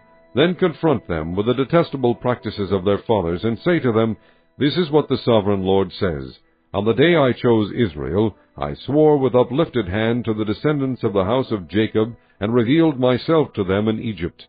With uplifted hand I said to them, I am the Lord your God. On that day I swore to them that I would bring them out of Egypt into a land I had searched out for them, a land flowing with milk and honey, the most beautiful of all lands. And I said to them, Each of you, get rid of the vile images you have set your eyes on, and do not defile yourselves with the idols of Egypt. I am the Lord your God. But they rebelled against me, and would not listen to me. They did not get rid of the vile images they had set their eyes on, nor did they forsake the idols of Egypt. So I said I would pour out my wrath on them, and spend my anger against them in Egypt. But for the sake of my name I did what would keep it from being profaned in the eyes of the nations they lived among, and in whose sight I had revealed myself to the Israelites, by bringing them out of Egypt. Therefore I led them out of Egypt, and brought them into the desert. I gave them my decrees, and made known to them my laws, for the man who obeys them will live by them. Also I gave them my Sabbaths as a sign between us, so they would know that I, the Lord, made them holy. Yet the people of Israel rebelled against me in the desert. They did not follow my decrees, but rejected my laws, although the man who obeys them will live by them, and they utterly desecrated my Sabbaths. So I said I would pour out my wrath on them, and destroy them in the desert. But for the sake of my name I did what would keep it from being profaned in the eyes of the nations, in whose sight I had brought them out. Also with uplifted hand I swore to them in the desert that I would not bring them into the land I had given them, a land flowing with milk and honey, most beautiful of all lands, because they rejected my laws, and did not follow my decrees, and desecrated my Sabbaths. For their hearts were devoted to their idols. Yet I looked on them with pity, and did not destroy them or put an end to them in the desert. I said to their children in the desert, Do not follow the statutes of your fathers, or keep their laws, or defile yourselves with their idols. I am the Lord your God. Follow my decrees, and be careful to keep my laws. Keep my Sabbaths holy, that they may be a sign between us. Then you will know that I am the Lord your God. But the children rebelled against me. They did not follow my decrees. They were not careful to keep my laws, although the man who obeys them will live by them. And they desecrated my Sabbaths. So I said I would pour out my wrath on them, and spend my anger against them in the desert. But I withheld my hand, and for the sake of my name I did what would keep it from being profaned in the eyes of the nations in whose sight I had brought them out. Also with uplifted hand I swore to them in the desert that I would disperse them among the nations and scatter them through the countries, because they had not obeyed my laws, but had rejected my decrees and desecrated my Sabbaths, and their eyes lusted after their fathers' idols. I also gave them over to statutes that were not good, and laws they could not live by. I let them become defiled through their gifts, the sacrifice of every firstborn, that I might fill them with horror, so they would know that I am the Lord. Therefore, Son of man, speak to the people of Israel, and say to them, This is what the Sovereign Lord says. In this also your fathers blasphemed me by forsaking me. When I brought them into the land I had sworn to give them, and they saw any high hill or any leafy tree, there they offered their sacrifices, made offerings that provoked me to anger, presented their fragrant incense, and poured out their drink offerings. Then I said to them, What is this high place you go to? It is called Bama to this day. Therefore say to the house of Israel, This is what the Sovereign Lord says. Will you defile yourselves the way your fathers did, and lust after their vile images? When you offer your gifts, the sacrifice of your sons in the fire, you continue to defile yourselves with all your idols to this day. Am I to let you inquire of me, O house of Israel? As surely as I live, declares the Sovereign Lord, I will not let you inquire of me. You say, We want to be like the nations, like the peoples of the world, who serve wood and stone. But what you have in mind will never happen. As surely as I live, declares the Sovereign Lord, I will rule over you with a mighty hand, and an outstretched arm, and with outpoured wrath. I will bring you from the nations, and gather you from the countries where you have been scattered, with a mighty hand, and an outstretched arm, and with outpoured wrath. I will bring you into the desert of the nations, and there, face to face, I will execute judgment upon you. As I judged your fathers in the desert of the land of Egypt, so I will judge you, declares the Sovereign Lord. I will take note of you as you pass under my rod, and I will bring you into the bond of the covenant. I will purge you of those who revolt and rebel against me. Although I will bring them out of the land where they are living, yet they will not enter the land of Israel. Then you will know that I am the Lord. As for you, O house of Israel, this is what the Sovereign Lord says. Go and serve your idols, every one of you. But afterward you will surely listen to me, and no longer profane my holy name with your gifts and idols. For on my holy mountain, the high mountain of Israel, declares the Sovereign Lord, there in the land the entire house of Israel will serve me, and there I will accept them. There I will require your offerings and your choice gifts, along with all your holy sacrifices. I will accept you as fragrant incense when I bring you out from the nations, and gather you from the countries where you have been scattered, and I will show myself holy among you in the sight of the nations. Then you will know that I am the Lord, when I bring you into the land of Israel, the land I had sworn with uplifted hand to give to your fathers. There you will remember your conduct and all the actions by which you have defiled yourselves, and you will loathe yourselves for all the evil you have done. You will know that I am the Lord when I deal with you for my name's sake, and not according to your evil ways and your corrupt practices, O house of Israel, declares the Sovereign Lord. The word of the Lord came to me, Son of man, set your face toward the south. Preach against the south, and prophesy against the forest of the southland. Say to the southern forest, Hear the word of the Lord. This is what the Sovereign Lord says. I am about to set fire to you, and it will consume all your trees, both green and dry. The blazing flame will not be quenched, and every face from south to north will be scorched by it. Everyone will see that I, the Lord, have kindled it. It will not be quenched. Then I said, Ah, Sovereign Lord, they are saying of me, Isn't he just telling parables? Chapter 21. The word of the Lord came to me, Son of man, set your face against Jerusalem, and preach against the sanctuary. Prophesy against the land of Israel, and say to her, This is what the Lord says, I am against you. I will draw my sword from its scabbard, and cut off from you both the righteous and the wicked. Because I am going to cut off the righteous and the wicked, my sword will be unsheathed against everyone from south to north. Then all people will know that I, the Lord, have drawn my sword from its scabbard. It will not return again. Therefore groan, son of man, groan before them with broken heart and bitter grief.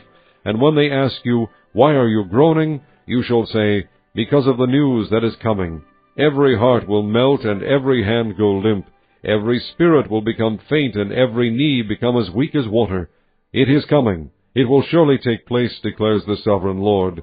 The word of the Lord came to me, Son of man, prophesy and say, This is what the Lord says, a sword, sharpened and polished, sharpened for the slaughter, polished to flash like lightning. Shall we rejoice in the scepter of my son Judah? The sword despises every such stick. The sword is appointed to be polished, to be grasped with the hand. It is sharpened and polished, made ready for the hand of the slayer. Cry out and wail, Son of man, for it is against my people, it is against all the princes of Israel. They are thrown to the sword along with my people, therefore beat your breast. Testing will surely come, and what if the scepter of Judah, which the sword despises, does not continue, declares the sovereign Lord. So then, Son of man, prophesy and strike your hands together.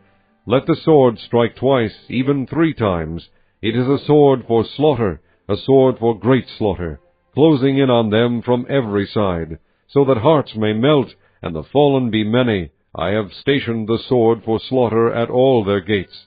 Oh, it is made to flash like lightning, it is grasped for slaughter. O sword, slash to the right, then to the left, wherever your blade is turned. I too will strike my hands together, and my wrath will subside. I, the Lord, have spoken. The word of the Lord came to me, Son of man, mark out 2 roads for the sword of the king of Babylon to take, both starting from the same country. Make a signpost where the road branches off to the city. Mark out 1 road for the sword to come against Rabbah of the Ammonites, and another against Judah and fortified Jerusalem. For the king of Babylon will stop at the fork in the road, at the junction of the 2 roads, to seek an omen. He will cast lots with arrows. He will consult his idols. He will examine the liver. Into his right hand will come the lot for Jerusalem, where he is to set up battering rams, to give the command to slaughter, to sound the battle cry, to set battering rams against the gates, to build a ramp, and to erect siege works. It will seem like a false omen to those who have sworn allegiance to him, but he will remind them of their guilt and take them captive. Therefore this is what the sovereign Lord says, Because you people have brought to mind your guilt by your open rebellion, revealing your sins in all that you do, because you have done this, you will be taken captive. O profane and wicked prince of Israel, whose day has come, whose time of punishment has reached its climax, this is what the sovereign Lord says. Take off the turban, remove the crown. It will not be as it was. The lowly will be exalted, and the exalted will be brought low. A ruin, a ruin. I will make it a ruin. It will not be restored until he comes to whom it rightfully belongs. To him I will give it. And you, Son of man, prophesy and say, This is what the sovereign Lord says about the Ammonites and their insults. A sword drawn for the slaughter, polished to consume and to flash like lightning. Despite false visions concerning you and lying divinations about you, it will be laid on the necks of the wicked who are to be slain, whose day has come, whose time of punishment has reached its climax. Return the sword to its scabbard. In the place where you were created, in the land of your ancestry, I will judge you. I will pour out my wrath upon you and breathe out my fiery anger against you. I will hand you over to brutal men, men skilled in destruction. You will be fuel for the fire. Your blood will be shed in your land. You will be remembered no more. For I, the Lord, have spoken. Chapter 22. The word of the Lord came to me, Son of man, will you judge her? Will you judge this city of bloodshed? Then confront her with all her detestable practices, and say, This is what the sovereign Lord says. O city that brings on herself doom by shedding blood in her midst, and defiles herself by making idols, You have become guilty because of the blood you have shed, and have become defiled by the idols you have made.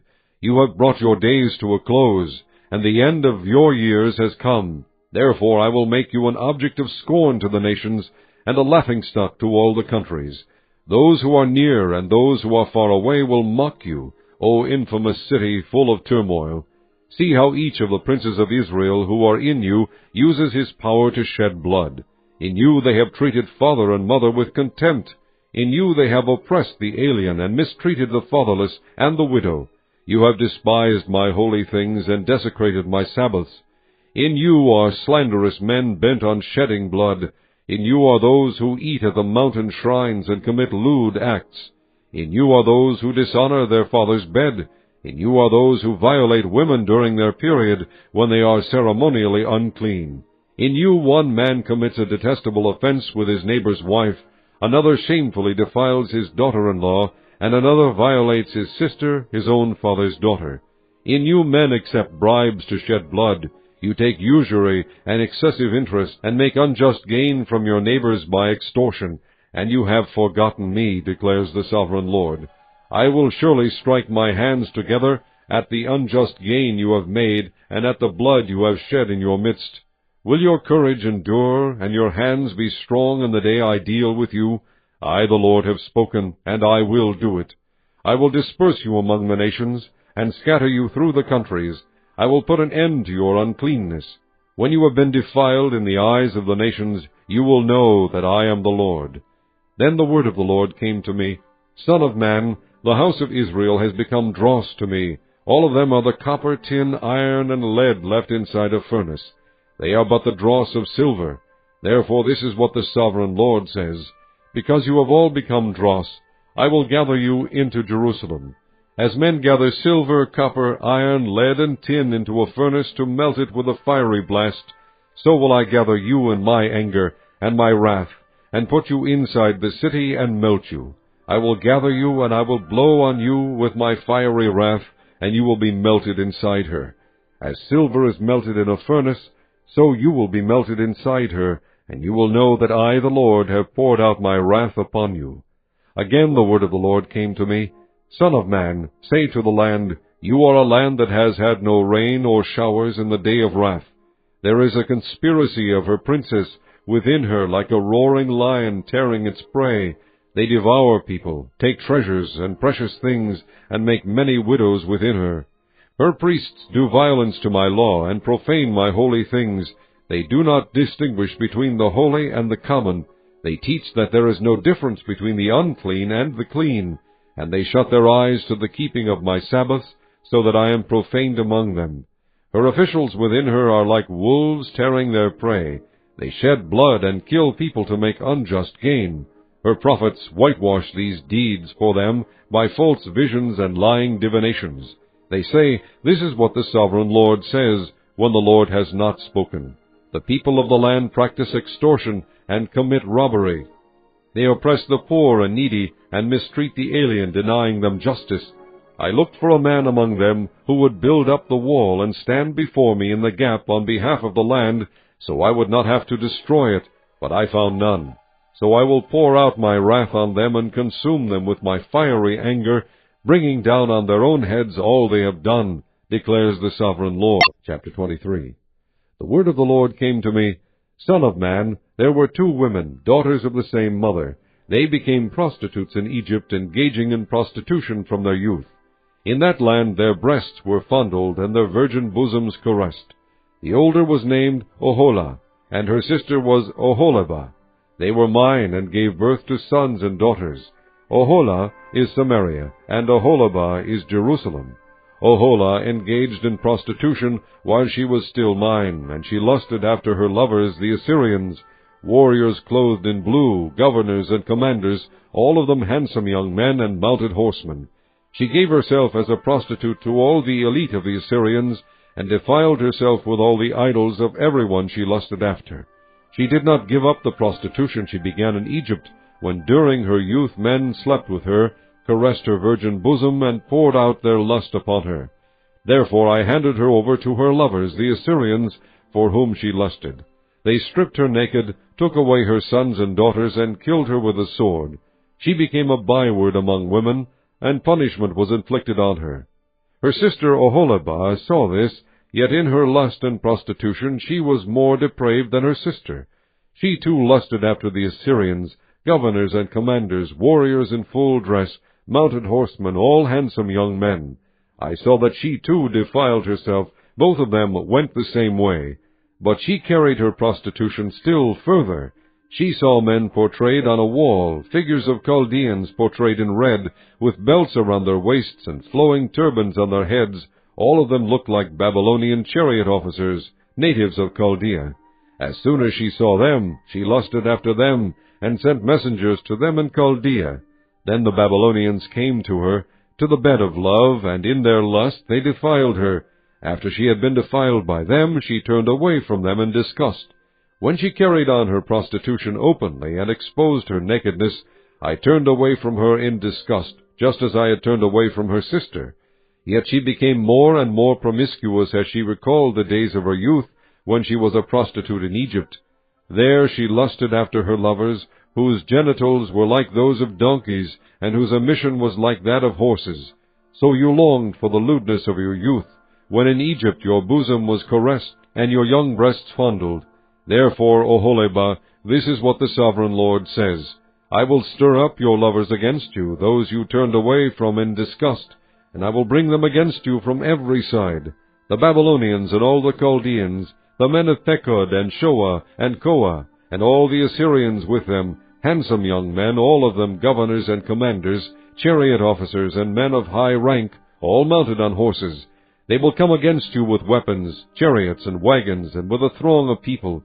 They will take up positions against you on every side with large and small shields and with helmets. I will turn you over to them for punishment, and they will punish you according to their standards. I will direct my jealous anger against you, and they will deal with you in fury. They will cut off your noses and your ears, and those of you who are left will fall by the sword. They will take away your sons and daughters, and those of you who are left will be consumed by fire. They will also strip you of your clothes, and take your fine jewelry. So I will put a stop to the lewdness and prostitution you began in Egypt. You will not look on these things with longing, or remember Egypt any more. For this is what the Sovereign Lord says: I am about to hand you over to those you hate, to those you turned away from in disgust. They will deal with you in hatred, and take away everything you have worked for. They will leave you naked and bare, and the shame of your prostitution will be exposed. Your lewdness and promiscuity have brought this upon you, because you lusted after the nations, and defiled yourself with their idols. You have gone the way of your sister, so I will put her cup into your hand. This is what the Sovereign Lord says: You will drink your sister's cup, a cup large and deep. It will bring scorn and derision, for it holds so much. You will be filled with drunkenness and sorrow, the cup of ruin and desolation, the cup of your sister Samaria. You will drink it and drain it dry. You will dash it to pieces and tear your breasts. I have spoken, declares the Sovereign Lord. Therefore this is what the Sovereign Lord says: Since you have forgotten me and thrust me behind your back, you must bear the consequences of your lewdness and prostitution. The Lord said to me, Son of man, will you judge Oholah and Oholibah? Then confront them with their detestable practices, for they have committed adultery, and blood is on their hands. They committed adultery with their idols. They even sacrificed their children, whom they bore to me as food for them. They have also done this to me. At that same time they defiled my sanctuary and desecrated my Sabbaths. On the very day they sacrificed their children to their idols, they entered my sanctuary and desecrated it. That is what they did in my house. They even sent messengers for men who came from far away, and when they arrived, you bathed yourself for them, painted your eyes, and put on your jewelry. You sat on an elegant couch, with a table spread before it, on which you had placed the incense and oil that belonged to me. The noise of a carefree crowd was around her. Sabeans were brought from the desert along with men from the rabble, and they put bracelets on the arms of the woman and her sister, and beautiful crowns on their heads. Then I said about the one worn out by adultery, Now let them use her as a prostitute, for that is all she is. And they slept with her. As men sleep with a prostitute, so they slept with those lewd women Oholah and Oholibah. but righteous men will sentence them to the punishment of women who commit adultery and shed blood, because they are adulterous and blood is on their hands. This is what the Sovereign Lord says. Bring a mob against them and give them over to terror and plunder. The mob will stone them and cut them down with their swords. They will kill their sons and daughters and burn down their houses. So I will put an end to lewdness in the land, that all women may take warning and not imitate you. You will suffer the penalty for your lewdness, and bear the consequences of your sins of idolatry. Then you will know that I am the Sovereign Lord. Chapter 24. In the 9th year, in the 10th month, on the 10th day, the word of the Lord came to me, Son of man, record this date, this very date, because the king of Babylon has laid siege to Jerusalem this very day. Tell this rebellious house a parable, and say to them, This is what the Sovereign Lord says. Put on the cooking pot, put it on, and pour water into it. Put into it the pieces of meat, all the choice pieces, the leg and the shoulder. Fill it with the best of these bones. Take the pick of the flock. Pile wood beneath it for the bones. Bring it to a boil, and cook the bones in it. For this is what the Sovereign Lord says. Woe to the city of bloodshed, to the pot now encrusted, whose deposit will not go away. Empty it piece by piece, without casting lots for them. For the blood she shed is in her midst. She poured it on the bare rock, she did not pour it on the ground, where the dust would cover it. To stir up wrath and take revenge, I put her blood on the bare rock, so that it would not be covered. Therefore this is what the Sovereign Lord says. Woe to the city of bloodshed! I too will pile the wood high. So heap on the wood, and kindle the fire. Cook the meat well, mixing in the spices, and let the bones be charred. Then set the empty pot on the coals, till it becomes hot, and its copper glows, so its impurities may be melted, and its deposit burned away. It has frustrated all efforts. Its heavy deposit has not been removed, not even by fire. Now your impurity is lewdness, because I tried to cleanse you, but you would not be cleansed from your impurity. You will not be clean again until my wrath against you has subsided. I, the Lord, have spoken.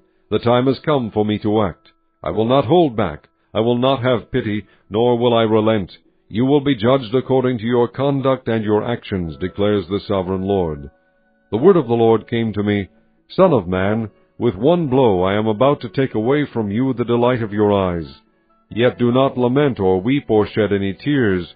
Groan quietly. Do not mourn for the dead. Keep your turban fastened and your sandals on your feet. Do not cover the lower part of your face or eat the customary food of mourners. So I spoke to the people in the morning, and in the evening my wife died. The next morning I did as I had been commanded.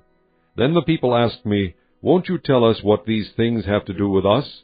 So I said to them, The word of the Lord came to me, Say to the house of Israel, This is what the Sovereign Lord says. I am about to desecrate my sanctuary, the stronghold in which you take pride, the delight of your eyes, the object of your affection. The sons and daughters you left behind will fall by the sword, and you will do as I have done. You will not cover the lower part of your face or eat the customary food of mourners. You will keep your turbans on your heads and your sandals on your feet. You will not mourn or weep, but will waste away because of your sins, and groan among yourselves. Ezekiel will be a sign to you. You will do just as he has done. When this happens, you will know that I am the Sovereign Lord. And you, Son of man, on the day I take away their stronghold, their joy and glory, the delight of their eyes, their heart's desire, and their sons and daughters as well, on that day a fugitive will come to tell you the news. At that time your mouth will be opened. You will speak with him, and will no longer be silent. So you will be a sign to them, and they will know that I am the Lord. Chapter 25. The word of the Lord came to me, Son of man, set your face against the Ammonites, and prophesy against them. Say to them, Hear the word of the Sovereign Lord. This is what the Sovereign Lord says. Because you said, Aha, over my sanctuary, when it was desecrated, and over the land of Israel, when it was laid waste, and over the people of Judah, when they went into exile, therefore I am going to give you to the people of the east as a possession. They will set up their camps, and pitch their tents among you. They will eat your fruit and drink your milk. I will turn Rabbah into a pasture for camels, and Ammon into a resting place for sheep. Then you will know that I am the Lord. For this is what the Sovereign Lord says. Because you have clapped your hands and stamped your feet, rejoicing with all the malice of your heart against the land of Israel, therefore I will stretch out my hand against you, and give you as plunder to the nations. I will cut you off from the nations, and exterminate you from the countries. I will destroy you, and you will know that I am the Lord. This is what the sovereign Lord says. Because Moab and Seir said, Look, the house of Judah has become like all the other nations, therefore I will expose the flank of Moab, beginning at its frontier towns, Beth-Jeshemoth, Baal-Meon, and Kiriathaim, the glory of that land. I will give Moab along with the Ammonites to the people of the east as a possession, so that the Ammonites will not be remembered among the nations, and I will inflict punishment on Moab. Then they will know that I am the Lord. This is what the sovereign Lord says. Because Edom took revenge on the house of Judah, and became very guilty by doing so, therefore this is what the sovereign Lord says. I will stretch out my hand against Edom, and kill its men and their animals. I will lay it waste, and from Teman to Dedan they will fall by the sword. I will take vengeance on Edom by the hand of my people Israel, and they will deal with Edom in accordance with my anger and my wrath. They will know my vengeance, declares the sovereign Lord. This is what the sovereign Lord says. Because the Philistines acted in vengeance and took revenge with malice in their hearts, and with ancient hostility sought to destroy Judah, therefore this is what the sovereign Lord says. I am about to stretch out my hand against the Philistines, and I will cut off the Kerethites and destroy those remaining along the coast. I will carry out great vengeance on them, and punish them in my wrath. Then they will know that I am the Lord, when I take vengeance on them. Chapter 26. In the 11th year, on the first day of the month, the word of the Lord came to me, Son of man, because Tyre has said of Jerusalem, Aha! The gate to the nations is broken, and its doors have swung open to me. Now that she lies in ruins, I will prosper. Therefore this is what the sovereign Lord says, I am against you, O Tyre, and I will bring many nations against you, like the sea casting up its waves. They will destroy the walls of Tyre and pull down her towers. I will scrape away her rubble and make her a bare rock. Out in the sea she will become a place to spread fish nets, for I have spoken, declares the sovereign Lord. She will become plunder for the nations, and her settlements on the mainland will be ravaged by the sword. Then they will know that I am the Lord. For this is what the sovereign Lord says. From the north I am going to bring against Tyre Nebuchadnezzar, king of Babylon, king of kings, with horses and chariots, with horsemen and a great army. He will ravage your settlements on the mainland with the sword. He will set up siege works against you, build a ramp up to your walls, and raise his shields against you. He will direct the blows of his battering rams against your walls, and demolish your towers with his weapons. His horses will be so many that they will cover you with dust. Your walls will tremble at the noise of the war horses, wagons, and chariots when he enters your gates, as men enter a city whose walls have been broken through. The hoofs of his horses will trample all your streets. He will kill your people with a sword, and your strong pillars will fall to the ground. They will plunder your wealth and loot your merchandise. They will break down your walls and demolish your fine houses, and throw your stones, timber, and rubble into the sea. I will put an end to your noisy songs, and the music of your harps will be heard no more. I will make you a bare rock, and you will become a place to spread fish nets. You will never be rebuilt, for I the Lord have spoken, declares the sovereign Lord. This is what the sovereign Lord says to Tyre. Will not the coastlands tremble at the sound of your fall, when the wounded groan and the slaughter takes place in you? Then all the princes of the coast will step down from their thrones and lay aside their robes, and take off their embroidered garments. Clothed with terror, they will sit on the ground, trembling every moment, appalled at you. Then they will take up a lament concerning you, and say to you, How you are destroyed, O city of renown, peopled by men of the sea! You were a power on the seas, you and your citizens. You put your terror on all who live there. Now the coastlands tremble on the day of your fall. The islands in the sea are terrified at your collapse. This is what the sovereign Lord says. When I make you a desolate city, like cities no longer inhabited, and when I bring the ocean depths over you, and its vast waters cover you, then I will bring you down with those who go down to the pit, to the people of long ago. I will make you dwell in the earth below, as in ancient ruins, with those who go down to the pit, and you will not return or take your place in the land of the living. I will bring you to a horrible end, and you will be no more. You will be sought, but you will never again be found, declares the Sovereign Lord. Chapter 27. The word of the Lord came to me, Son of man, take up a lament concerning Tyre. Say to Tyre, situated at the gateway to the sea, merchant of peoples on many coasts, this is what the Sovereign Lord says. You say, O Tyre, I am perfect in beauty. Your domain was on the high seas. Your builders brought your beauty to perfection. They made all your timbers of pine trees from Senir.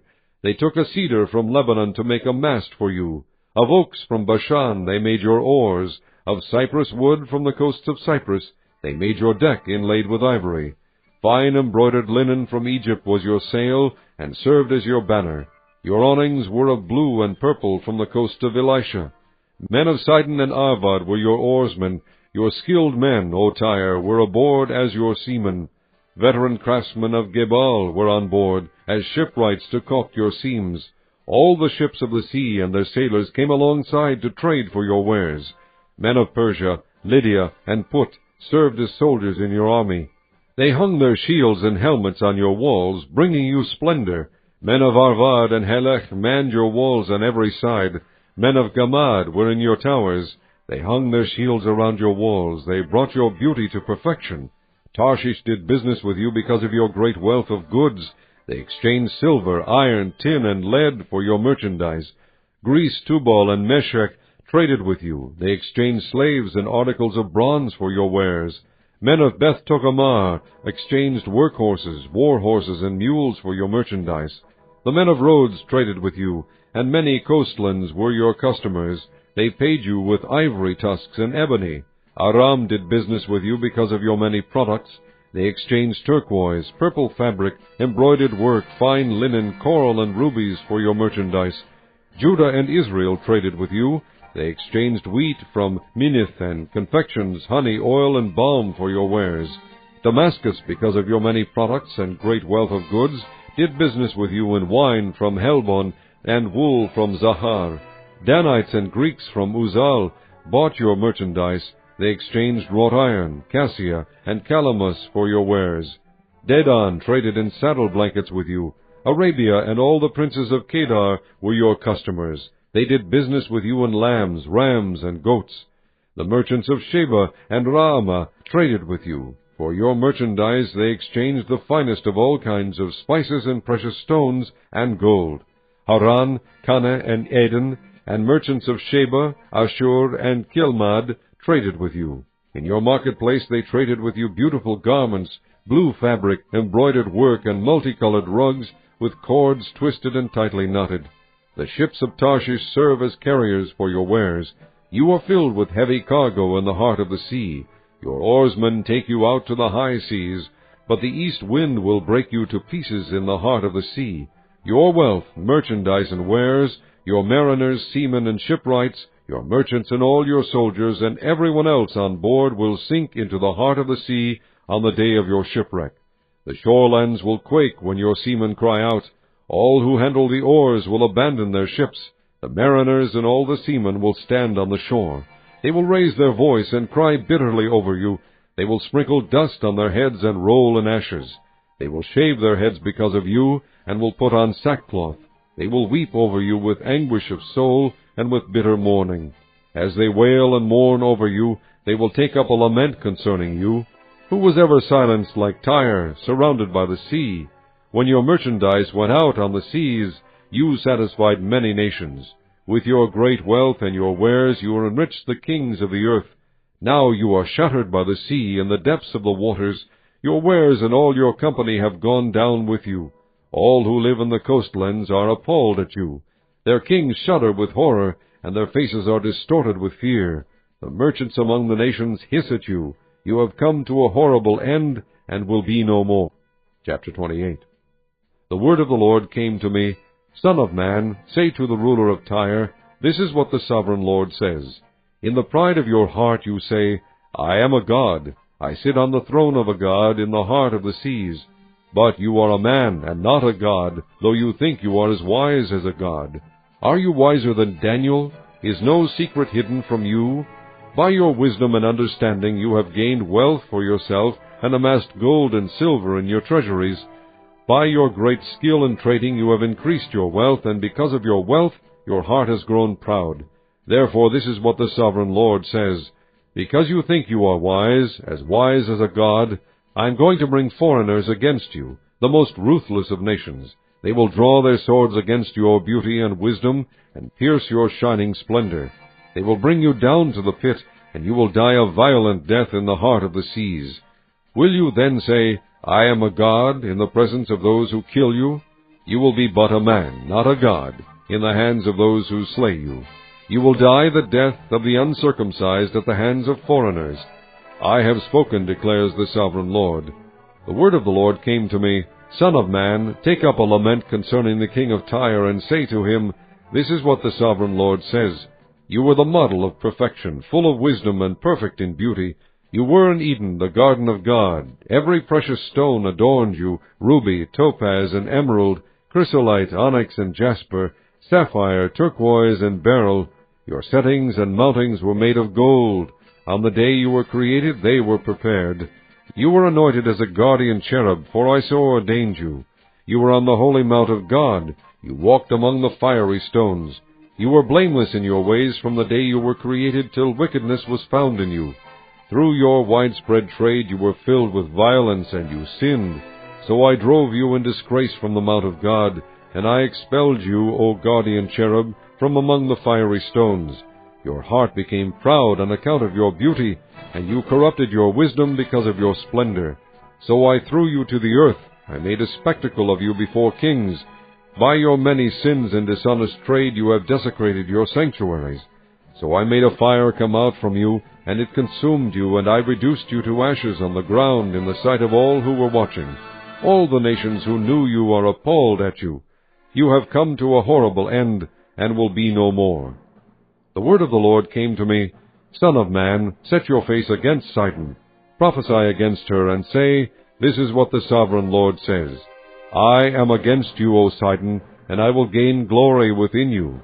They will know that I am the Lord, when I inflict punishment on her, and show myself holy within her. I will send a plague upon her, and make blood flow in her streets. The slain will fall within her, with a sword against her on every side. Then they will know that I am the Lord. No longer will the people of Israel have malicious neighbors who are painful briars and sharp thorns. Then they will know that I am the sovereign Lord. This is what the sovereign Lord says. When I gather the people of Israel from the nations where they have been scattered, I will show myself holy among them in the sight of the nations. Then they will live in their own land, which I gave to my servant Jacob. They will live there in safety, and will build houses and plant vineyards. They will live in safety when I inflict punishment on all their neighbors who maligned them. Then they will know that I am the Lord their God.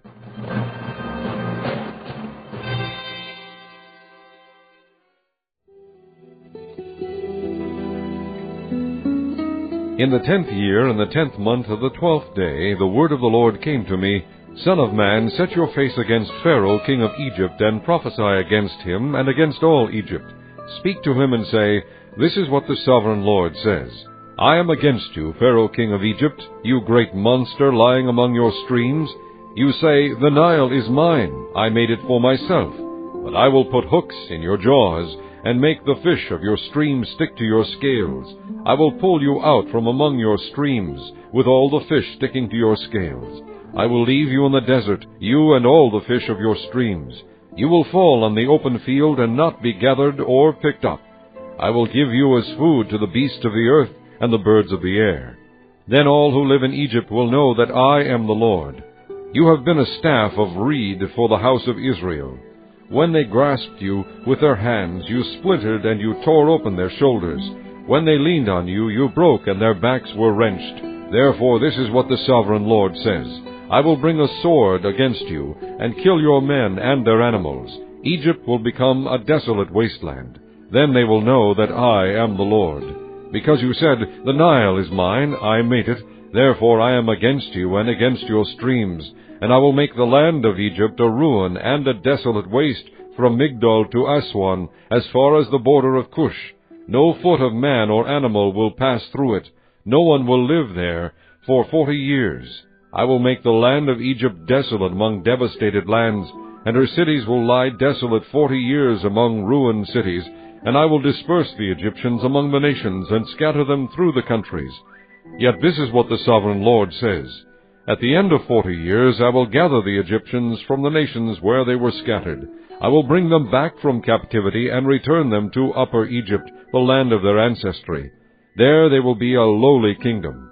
It will be the lowliest of kingdoms, and will never again exalt itself above the other nations. I will make it so weak that it will never again rule over the nations. Egypt will no longer be a source of confidence for the people of Israel, but will be a reminder of their sin in turning to her for help. Then they will know that I am the sovereign Lord. In the 27th year, in the 1st month, on the 1st day, the word of the Lord came to me, Son of man, Nebuchadnezzar, king of Babylon, drove his army in a hard campaign against Tyre. Every head was rubbed bare, and every shoulder made raw. Yet he and his army got no reward from the campaign he led against Tyre. Therefore this is what the sovereign Lord says. I am going to give Egypt to Nebuchadnezzar, king of Babylon, and he will carry off its wealth. He will loot and plunder the land as pay for his army. I have given him Egypt as a reward for his efforts, because he and his army did it for me, declares the sovereign Lord. On that day I will make a horn grow from the house of Israel, and I will open your mouth among them. Then they will know that I am the Lord. Chapter 30. The word of the Lord came to me, Son of man, prophesy and say, This is what the sovereign Lord says. Wail and say, Alas for that day! For the day is near, the day of the Lord is near, a day of clouds, a time of doom for the nations. A sword will come against Egypt, and anguish will come upon Cush. When the slain fall in Egypt, her wealth will be carried away, and her foundations torn down. Cush and Put, Lydia, and all Arabia, Libya, and the people of the covenant land will fall by the sword along with Egypt. This is what the Lord says. The allies of Egypt will fall, and her proud strength will fail. From Migdol to Aswan they will fall by the sword within her, declares the sovereign Lord. They will be desolate among desolate lands, and their cities will lie among ruined cities. Then they will know that I am the Lord, when I set fire to Egypt and all her helpers are crushed. On that day messengers will go out from me and ships to frighten Cush out of her complacency. Anguish will take hold of them on the day of Egypt's doom, for it is sure to come. This is what the sovereign Lord says. I will put an end to the hordes of Egypt by the hand of Nebuchadnezzar, king of Babylon. He and his army, the most ruthless of nations, will be brought in to destroy the land. They will draw their swords against Egypt and fill the land with the slain. I will dry up the streams of the Nile and sell the land to evil men. By the hand of foreigners I will lay waste the land and everything in it. I, the Lord, have spoken. This is what the sovereign Lord says. I will destroy the idols and put an end to the images in Memphis. No longer will there be a prince in Egypt, and I will spread fear throughout the land. I will lay waste Upper Egypt, set fire to Zoan, and inflict punishment on Thebes. I will pour out my wrath on Pelusium, the stronghold of Egypt, and cut off the hordes of Thebes. I will set fire to Egypt. Pelusium will writhe in agony. Thebes will be taken by storm. Memphis will be in constant distress. The young men of Heliopolis and Bubastis will fall by the sword, and the cities themselves will go into captivity. Dark will be the day at Tahpanhes, when I break the yoke of Egypt. There her proud strength will come to an end. She will be covered with clouds, and her villages will go into captivity. So I will inflict punishment on Egypt, and they will know that I am the Lord. In the 11th year, and month, on the 7th day, the word I will break both his arms, the good arm as well as the broken one, and make the sword fall from his hand. I will disperse the Egyptians among the nations, and scatter them through the countries. I will strengthen the arms of the king of Babylon, and put my sword in his hand. But I will break the arms of Pharaoh, and he will groan before him like a mortally wounded man. I will strengthen the arms of the king of Babylon, but the arms of Pharaoh will fall limp. Then they will know that I am the Lord, when I put my sword in the hand of the king of Babylon, and he brandishes it against Egypt. I will disperse the Egyptians among the nations, and scatter them through the countries. Then they will know that I am the Lord. Chapter 31. In the 11th year, in the 3rd month, on the 1st day, the word of the Lord came to me, Son of man, say to Pharaoh, king of Egypt, and to his hordes, Who can be compared with you in majesty? Consider Assyria, once a cedar in Lebanon, with beautiful branches overshadowing the forest. It towered on high, its top above the thick foliage. The waters nourished it, deep springs made it grow tall. Their streams flowed all around its base, and sent their channels to all the trees of the field. So it towered higher than all the trees of the field. Its boughs increased, and its branches grew long, spreading because of abundant waters. All the birds of the air nested in its boughs. All the beasts of the field gave birth under its branches. All the great nations lived in its shade. It was majestic in beauty, with its spreading boughs, for its roots went down to abundant waters. The cedars in the garden of God could not rival it, nor could the pine trees equal its boughs, nor could the plane trees compare with its branches. No tree in the garden of God could match its beauty. I made it beautiful with abundant branches, the envy of all the trees of Eden in the garden of God. Therefore this is what the Sovereign Lord says: Because it towered on high, lifting its top above the thick foliage, and because it was proud of its height, I handed it over to the ruler of the nations, for him to deal with according to its wickedness. I cast it aside, and the most ruthless of foreign nations cut it down and left it. Its boughs fell on the mountains, and in all the valleys. Its branches lay broken in all the ravines of the land. All the nations of the earth came out from under its shade and left it. All the birds of the air settled on the fallen tree, and all the beasts of the field were among its branches. Therefore no other trees by the waters are ever to tower proudly on high, lifting their tops above the thick foliage. No other trees so well watered are ever to reach such a height. They are all destined for death, for the earth below, among mortal men, with those who go down to the pit. This is what the Sovereign Lord says: On the day it was brought down to the grave, I covered the deep springs with mourning for it.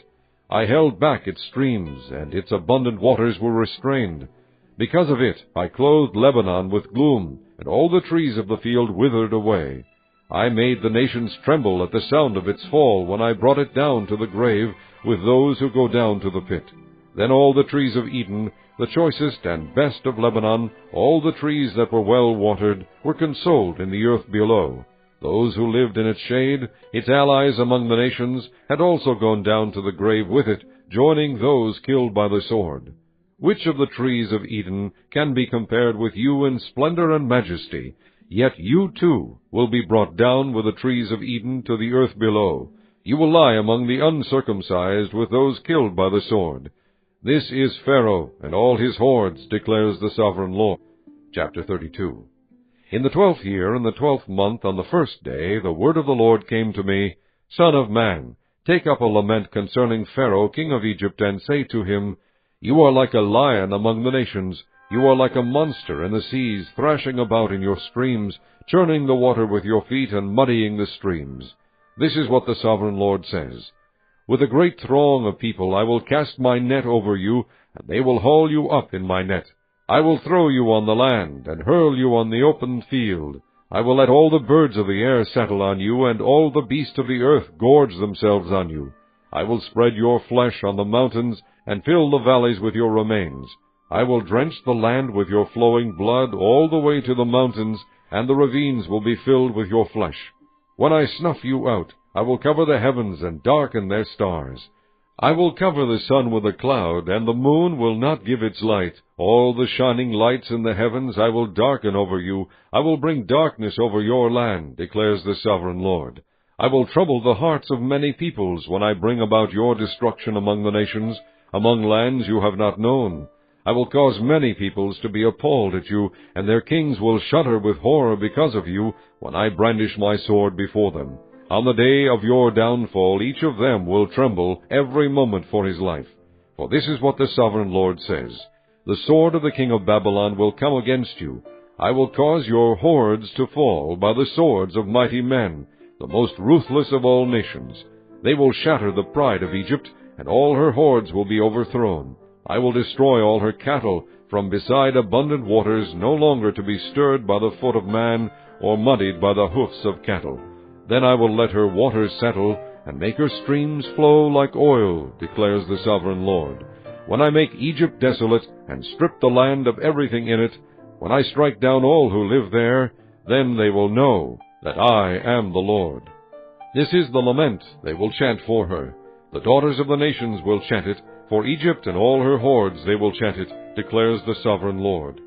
In the 12th year, on the 15th day of the month, the word of the Lord came to me, Son of man, wail for the hordes of Egypt, and consign to the earth below both her and the daughters of mighty nations, with those who go down to the pit. Say to them, Are you more favored than others? Go down and be laid among the uncircumcised. They will fall among those killed by the sword. The sword is drawn, let her be dragged off with all her hordes. From within the grave the mighty leaders will say of Egypt and her allies, They have come down, and they lie with the uncircumcised, with those killed by the sword. Assyria is there with her whole army. She is surrounded by the graves of all her slain, all who have fallen by the sword. Their graves are in the depths of the pit, and her army lies around her grave. All who had spread terror in the land of the living are slain, fallen by the sword. Elam is there, with all her hordes around her grave. All of them are slain, fallen by the sword. All who had spread terror in the land of the living went down uncircumcised to the earth below. They bear their shame with those who go down to the pit. A bed is made for her among the slain, with all her hordes around her grave. All of them are uncircumcised, killed by the sword. Because their terror had spread in the land of the living, they bear their shame with those who go down to the pit. They are laid among the slain. Meshech and Tubal are there, with all their hordes around their graves. All of them are uncircumcised, killed by the sword because they spread their terror in the land of the living. Do they not lie with the other uncircumcised warriors who have fallen, who went down to the grave with their weapons of war, whose swords were placed under their heads? The punishment for their sins rested on their bones, though the terror of these warriors had stalked through the land of the living. You too, O Pharaoh, will be broken, and will lie among the uncircumcised, with those killed by the sword. Edom is there, her kings and all her princes. Despite their power, they are laid with those killed by the sword. They lie with the uncircumcised, with those who go down to the pit. All the princes of the north and all the Sidonians are there. They went down with the slain in disgrace, despite the terror caused by their power. They lie uncircumcised with those killed by the sword, and bear their shame with those who go down to the pit. Pharaoh, he and all his army, will see them, and he will be consoled for all his hordes that were killed by the sword, declares the sovereign Lord. Although I had him spread terror in the land of the living, Pharaoh and all his hordes will be laid among the uncircumcised, with those killed by the sword, declares the sovereign Lord. Chapter 33. The word of the Lord came to me, Son of man, speak to your countrymen, and say to them, When I bring the sword against the land, and the people of the land choose one of their men, and make him their watchman, and he sees the sword coming against the land, and blows the trumpet to warn the people, then if anyone hears the trumpet, but does not take warning, and the sword comes and takes his life, his blood will be on his own head, since he heard the sound of the trumpet, but did not take warning. His blood will be on his own head. If he had taken warning, he would have saved himself. But if the watchman sees the sword coming, and does not blow the trumpet to warn the people, and the sword comes and takes the life of one of them, that man will be taken away because of his sin. But I will hold the watchman accountable for his blood. Son of man, I have made you a watchman for the house of Israel. So hear the word I speak, and give them warning from me. When I say to the wicked, O wicked man, you will surely die, and you do not speak out to dissuade him from his ways, that wicked man will die for his sin, and I will hold you accountable for his blood.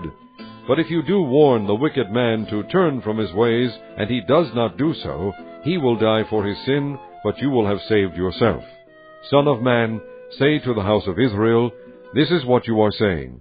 Our offenses and sins weigh us down, and we are wasting away because of them. How then can we live? Say to them, As surely as I live, declares the sovereign Lord, I take no pleasure in the death of the wicked, but rather that they turn from their ways and live. Turn from your evil ways. Why will you die, O house of Israel? Therefore, Son of man, say to your countrymen, The righteousness of the righteous man will not save him when he disobeys, and the wickedness of the wicked man will not cause him to fall when he turns from it. The righteous man, if he sins, will not be allowed to live because of his former righteousness. If I tell the righteous man that he will surely live, but then he trusts in his righteousness and does evil, none of the righteous things he has done will be remembered. He will die for the evil he has done. And if I say to the wicked man, you will surely die, but he then turns away from his sin and does what is just and right, if he gives back what he took in pledge for a loan, returns what he has stolen, follows the decrees that give life, and does no evil, he will surely live. He will not die. None of the sins he has committed will be remembered against him. He has done what is just and right. He will surely live. Yet your countrymen say, the way of the Lord is not just, but it is their way that is not just. If a righteous man turns from his righteousness and does evil, he will die for it. And if a wicked man turns away from his wickedness and does what is just and right, he will live by doing so. Yet, O house of Israel, you say, the way of the Lord is not just, but I will judge each of you according to his own ways. In the 12th year of our exile, in the 10th month on the 5th day, a man who had escaped from Jerusalem came to me and said, the city has fallen. Now the evening before the man arrived, the hand of the Lord was upon me, and he opened my mouth before the man came to me in the morning. So my mouth was opened, and I was no longer silent. Then the word of the Lord came to me, Son of man, the people living in those ruins in the land of Israel are saying, Abraham was only one man, yet he possessed the land. But we are many. Surely the land has been given to us as our possession. Therefore say to them, this is what the sovereign Lord says. Since you eat meat with the blood still in it, and look to your idols and shed blood, should you then possess the land? You rely on your sword. You do detestable things, and each of you defiles his neighbor's wife. Should you then possess the land? Say this to them, this is what the sovereign Lord says. As surely as I live, those who are left in the ruins will fall by the sword. Those out in the country I will give to the wild animals to be devoured, and those in strongholds and caves will die of a plague. I will make the land a desolate waste, and her proud strength will come to an end, and the mountains of Israel will become desolate so that no one will cross them. Then they will know that I am the Lord, when I have made the land a desolate waste because of all the detestable things they have done. As for you, Son of man, your countrymen are talking together about you by the walls and at the doors of the houses, saying to each other, Come and hear the message that has come from the Lord. My people come to you, as they usually do, and sit before you to listen to your words, but they do not put them into practice. With their mouths they express devotion, but their hearts are greedy for unjust gain. Indeed, to them you are nothing more than one who sings love songs with a beautiful voice, and plays an instrument well, for they hear your words, but do not put them into practice. When all this comes true, and it surely will, then they will know that a prophet has been among them. Chapter 34. The word of the Lord came to me, Son of man, prophesy against the shepherds of Israel. Prophesy and say to them, This is what the sovereign Lord says. Woe to the shepherds of Israel who only take care of themselves. Should not shepherds take care of the flock? You eat the curds, clothe yourselves with the wool, and slaughter the choice animals, but you do not take care of the flock. You have not strengthened the weak, or healed the sick, or bound up the injured. You have not brought back the strays, or searched for the lost. You have ruled them harshly and brutally. So they were scattered because there was no shepherd, and when they were scattered they became food for all the wild animals. My sheep wandered over all the mountains, and on every high hill. They were scattered over the whole earth, and no one searched or looked for them. Therefore, you shepherds, hear the word of the Lord. As surely as I live, declares the sovereign Lord, because my flock lacks a shepherd, and so has been plundered, and has become food for all the wild animals, and because my shepherds did not search for my flock, but cared for themselves rather than for my flock, therefore, O shepherds, hear the word of the Lord. This is what the sovereign Lord says. I am against the shepherds, and will hold them accountable for my flock. I will remove them from tending the flock, so that the shepherds can no longer feed themselves. I will rescue my flock from their mouths, and it will no longer be food for them. For this is what the sovereign Lord says, I myself will search for my sheep and look after them. As a shepherd looks after his scattered flock when he is with them, so will I look after my sheep. I will rescue them from all the places where they were scattered on a day of clouds and darkness. I will bring them out from the nations and gather them from the countries, and I will bring them into their own land. I will pasture them on the mountains of Israel, in the ravines and in all the settlements in the land. I will tend them in a good pasture, and the mountain heights of Israel will be their grazing land. There they will lie down in good grazing land, and there they will feed in a rich pasture on the mountains of Israel. I myself will tend my sheep and have them lie down, declares the Sovereign Lord. I will search for the lost and bring back the strays. I will bind up the injured and strengthen the weak, but the sleek and the strong I will destroy. I will shepherd the flock with justice. As for you, my flock, this is what the Sovereign Lord says. I will judge between one sheep and another, and between rams and goats. Is it not enough for you to feed on the good pasture? Must you also trample the rest of your pasture with your feet? Is it not enough for you to drink clear water? Must you also muddy the rest with your feet? Must my flock feed on what you have trampled and drink what you have muddied with your feet? Therefore this is what the Sovereign Lord says to them. See, I myself will judge between the fat sheep and the lean sheep, because you shove with flank and shoulder, butting all the weak sheep with your horns until you have driven them away. I will save my flock, and they will no longer be plundered. I will judge between one sheep and another. I will place over them one shepherd, my servant David, and he will tend them. He will tend them and be their shepherd. I, the Lord, will be their God, and my servant David will be prince among them. I, the Lord, have spoken. I will make a covenant of peace with them, and rid the land of wild beasts, so that they may live in the desert and sleep in the forests in safety. I will bless them and the places surrounding my hill. I will send down showers in season. There will be showers of blessing. The trees of the field will yield their fruit, and the ground will yield its crops. The people will be secure in their land. They will know that I am the Lord when I break the bars of their yoke and rescue them from the hands of those who enslave them. They will no longer be plundered by the nations, nor will wild animals devour them. They will live in safety, and no one will make them afraid. I will provide for them a land renowned for its crops, and they will no longer be victims of famine in the land, or bear the scorn of the nations. Then they will know that I, the Lord their God, am with them, and that they, the house of Israel, are my people, declares the Sovereign Lord. You, my sheep, the sheep of my pasture, are people, and I am your God, declares the Sovereign Lord. Chapter 35. The word of the Lord came to me, Son of man, set your face against Mount Seir, prophesy against it, and say, This is what the Sovereign Lord says. I am against you, Mount Seir, and I will stretch out my hand against you, and make you a desolate waste. I will turn your towns into ruins, and you will be desolate. Then you will know that I am the Lord. Because you harbored an ancient hostility, and delivered the Israelites over to the sword at the time of their calamity, the time their punishment reached its climax, therefore, as surely as I live, declares the Sovereign Lord, I will give you over to bloodshed, and it will pursue you. Since you did not hate bloodshed, bloodshed will pursue you. I will make mountains submit all who come and go. I will fill your mountains with the slain.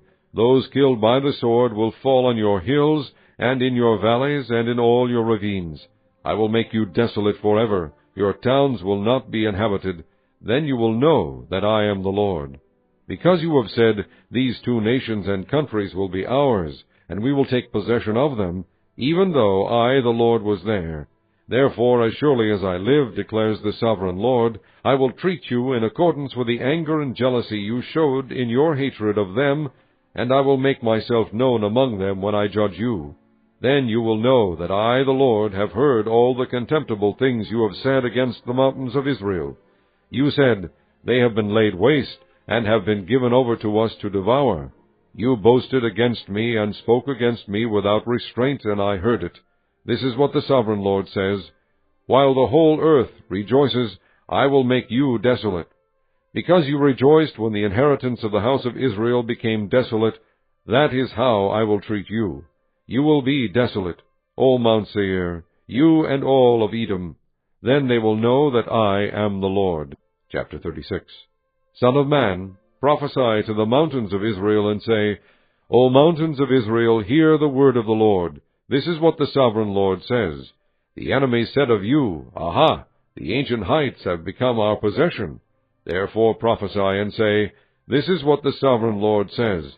Because they ravaged and hounded you from every side, so that you became the possession of the rest of the nations and the object of people's malicious talk and slander, therefore, O mountains of Israel, hear the word of the sovereign Lord. This is what the sovereign Lord says to the mountains and hills, to the ravines and valleys, to the desolate ruins and the deserted towns that have been plundered and ridiculed by the rest of the nations around you.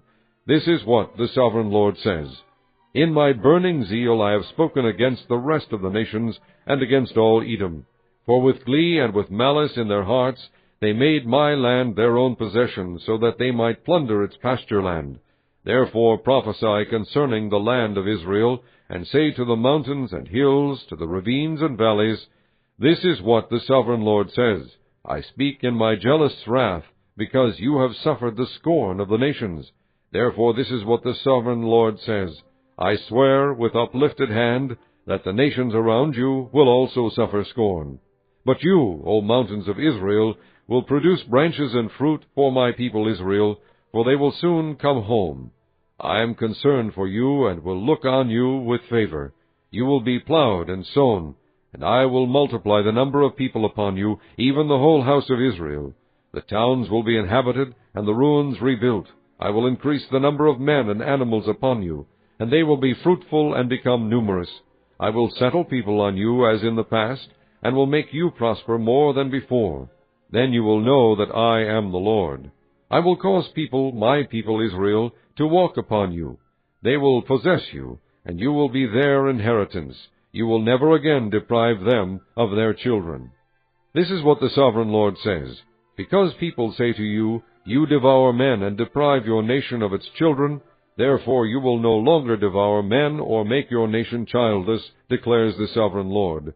No longer will I make you hear the taunts of the nations, and no longer will you suffer the scorn of the peoples, or cause your nation to fall, declares the sovereign Lord. Again the word of the Lord came to me, Son of man, when the people of Israel were living in their own land, they defiled it by their conduct and their actions. Their conduct was like a woman's monthly uncleanness in my sight. So I poured out my wrath on them, because they had shed blood in the land, and because they had defiled it with their idols. I dispersed them among the nations, and they were scattered through the countries. I judged them according to their conduct and their actions. And wherever they went among the nations, they profaned my holy name, for it was said of them, These are the Lord's people, and yet they have to leave his land. I had concern for my holy name, which the house of Israel profaned among the nations where they had gone. Therefore say to the house of Israel, This is what the sovereign Lord says, It is not for your sake, O house of Israel, that I am going to do these things, but for the sake of my holy name, which you have profaned among the nations where you have gone. I will show the holiness of my great name, which has been profaned among the nations, the name you have profaned among them. Then the nations will know that I am the Lord, declares the sovereign Lord, when I show myself holy through you before their eyes. For I will take you out of the nations, I will gather you from all the countries, and bring you back into your own land. I will sprinkle clean water on you, and you will be clean. I will cleanse you from all your impurities and from all your idols. I will give you a new heart and put a new spirit in you. I will remove from you your heart of stone and give you a heart of flesh. And I will put my spirit in you and move you to follow my decrees and be careful to keep my laws. You will live in the land I gave your forefathers. You will be my people, and I will be your God. I will save you from all your uncleanness. I will call for the grain, and make it plentiful, and will not bring famine upon you. I will increase the fruit of the trees and the crops of the field, so that you will no longer suffer disgrace among the nations because of famine. Then you will remember your evil ways and wicked deeds, and you will loathe yourselves for your sins and detestable practices. I want you to know that I am not doing this for your sake, declares the sovereign Lord. Be ashamed and disgraced for your conduct, O house of Israel. This is what the sovereign Lord says. On the day I cleanse you from all your sins, I will resettle your towns, and the ruins will be rebuilt. The desolate land will be cultivated instead of lying desolate in the sight of all who pass through it. They will say, This land that was laid waste has become like the Garden of Eden. The cities that were lying in ruins, desolate and destroyed, are now fortified and inhabited. Then the nations around you that remain will know that I, the Lord, have rebuilt what was destroyed, and have replanted what was desolate. I, the Lord, have spoken, and I will do it. This is what the Sovereign Lord says. Once again I will yield to the plea of the house of Israel, and do this for them.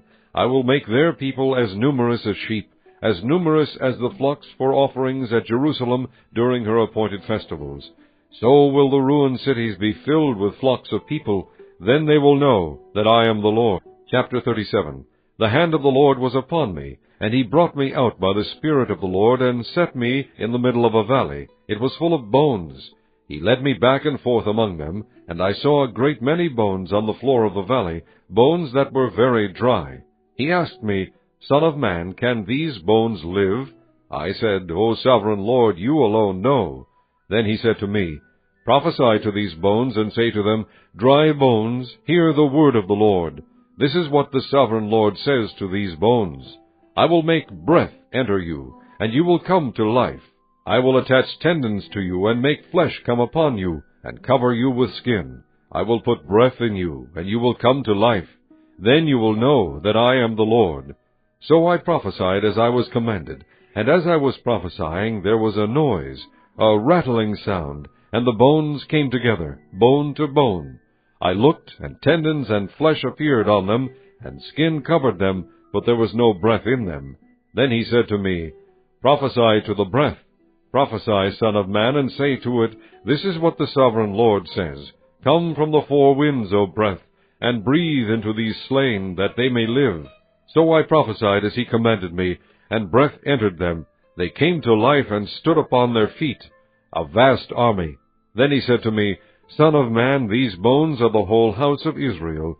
They say, Our bones are dried up, and our hope is gone, we are cut off. Therefore prophesy, and say to them, This is what the Sovereign Lord says. O my people, I am going to open your graves, and bring you up from them. I will bring you back to the land of Israel. Then you, my people, will know that I am the Lord, when I open your graves and bring you up from them. I will put my Spirit in you, and you will live, and I will settle you in your own land. Then you will know that I, the Lord, have spoken, and I have done it, declares the Lord. The word of the Lord came to me, Son of man, take a stick of wood, and write on it, belonging to Judah and the Israelites associated with him. Then take another stick of wood, and write on it, Ephraim's stick, belonging to Joseph and all the house of Israel associated with him. Join them together into one stick, so that they will become one in your hand. When your countrymen ask you, Won't you tell us what you mean by this? Say to them, This is what the Sovereign Lord says.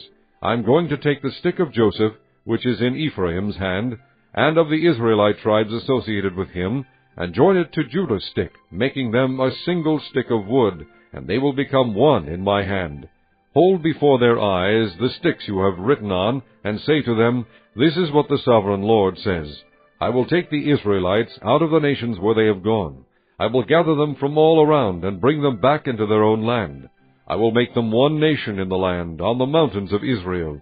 There will be one king over all of them, and they will never again be two nations, or be divided into two kingdoms.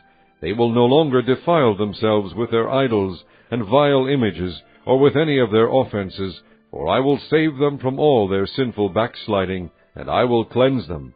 They will be my people, and I will be their God. My servant David will be king over them, and they will all have one shepherd. They will follow my laws, and be careful to keep my decrees. They will live in the land I gave to my servant Jacob, the land where your fathers lived. They and their children's children will live there forever. And David my servant will be their prince forever. I will make a covenant of peace with them. It will be an everlasting covenant. I will establish them and increase their numbers, and I will put my sanctuary among them forever. My dwelling place will be with them. I will be their God, and they will be my people. Then the nations will know that I, the Lord, make Israel holy, when my sanctuary is among them forever. Chapter 38. The word of the Lord came to me, Son of man, set your face against Gog, of the land of Magog, the chief prince of Meshech and Tubal. Prophesy against him, and say, This is what the sovereign Lord says. I am against you, O Gog, chief prince of Meshech and Tubal. I will turn you around, put hooks in your jaws, and bring you out with your whole army, your horses, your horsemen fully armed, and a great horde with large and small shields, all of them brandishing their swords. Persia, Cush, and Phut will be with them, all with shields and helmets, also Gomer with all its troops, and Beth Togarmah from the far north with all its troops, the many nations with you. Get ready, be prepared, you and all the hordes gathered about you, and take command of them. After many days you will be called to arms. In future years you will invade a land that has recovered from war, whose people were gathered from many nations to the mountains of Israel, which had long been desolate. They had been brought out from the nations, and now all of them live in safety. You and all your troops and the many nations with you will go up, advancing like a storm. You will be like a cloud covering the land. This is what the sovereign Lord says. On that day thoughts will come into your mind, and you will devise an evil scheme. You will say, I will invade a land of unwalled villages. I will attack a peaceful and unsuspecting people, all of them living without walls and without gates and bars.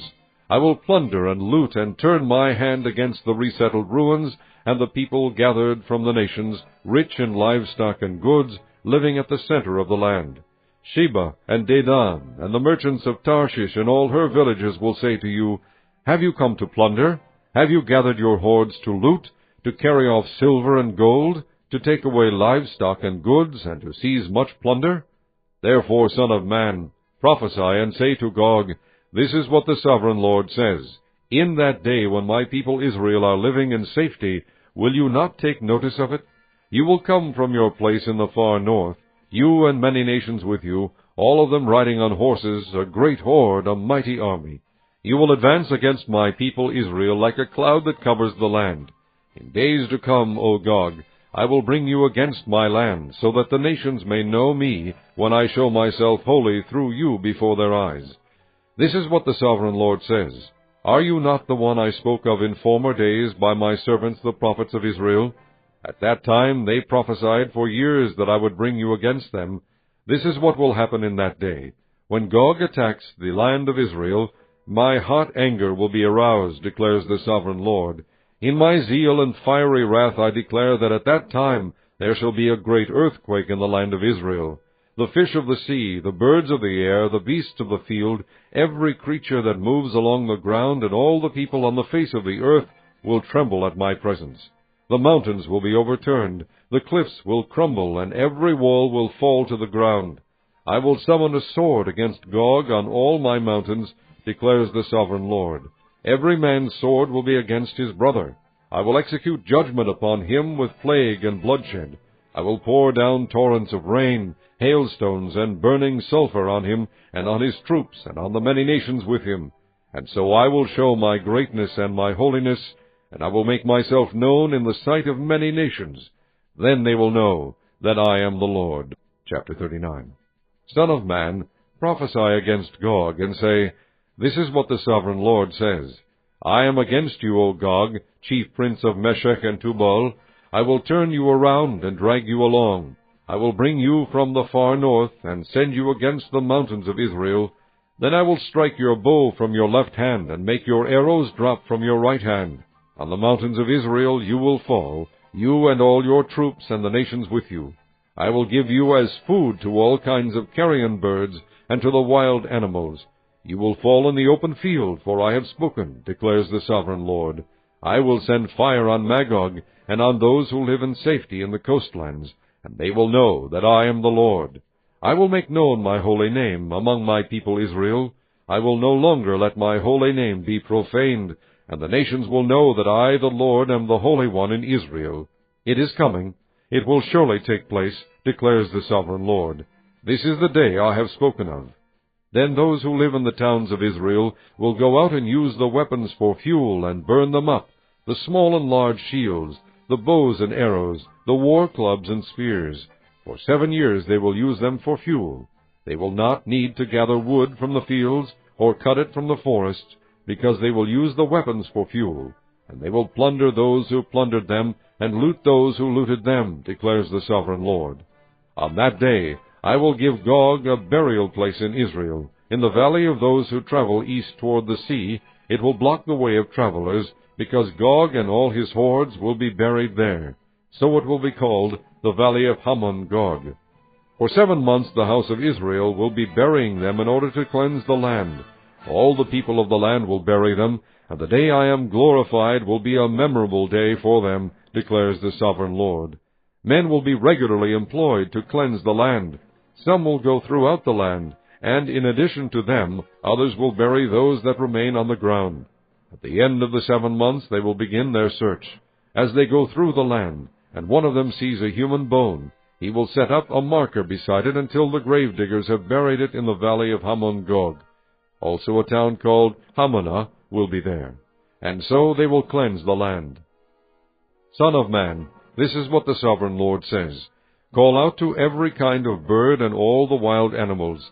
Assemble and come together from all around to the sacrifice I am preparing for you, the great sacrifice on the mountains of Israel. There you will eat flesh and drink blood. You will eat the flesh of mighty men and drink the blood of the princes of the earth, as if they were rams and lambs, goats and bulls, all of them fattened animals from Bashan. At the sacrifice I am preparing for you, you will eat fat till you are glutted, and drink blood till you are drunk. At my table you will eat your fill of horses and riders, mighty men and soldiers of every kind, declares the Sovereign Lord.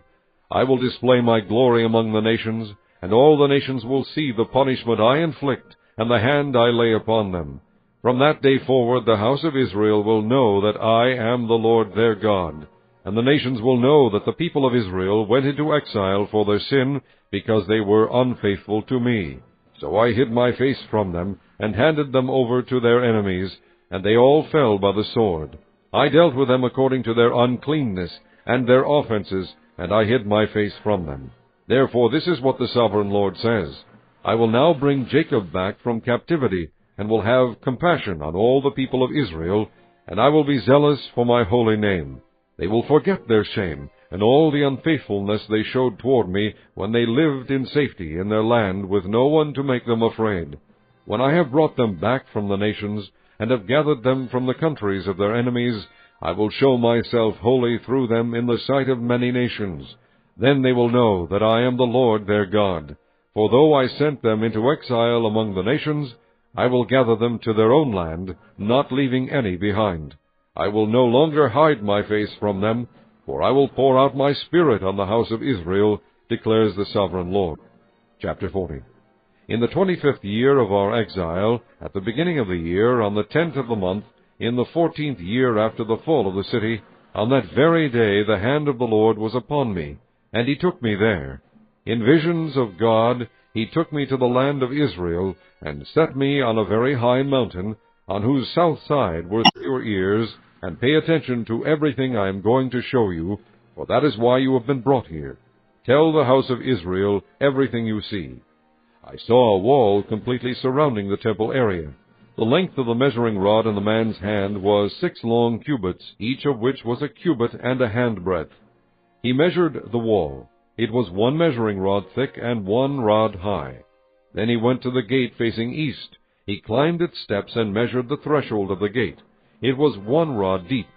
The alcoves for the guards were 1 rod long and 1 rod wide, and the projecting walls between the alcoves were 5 cubits thick, and the threshold of the gate next to the portico facing the temple was 1 rod deep. Then he measured the portico of the gateway.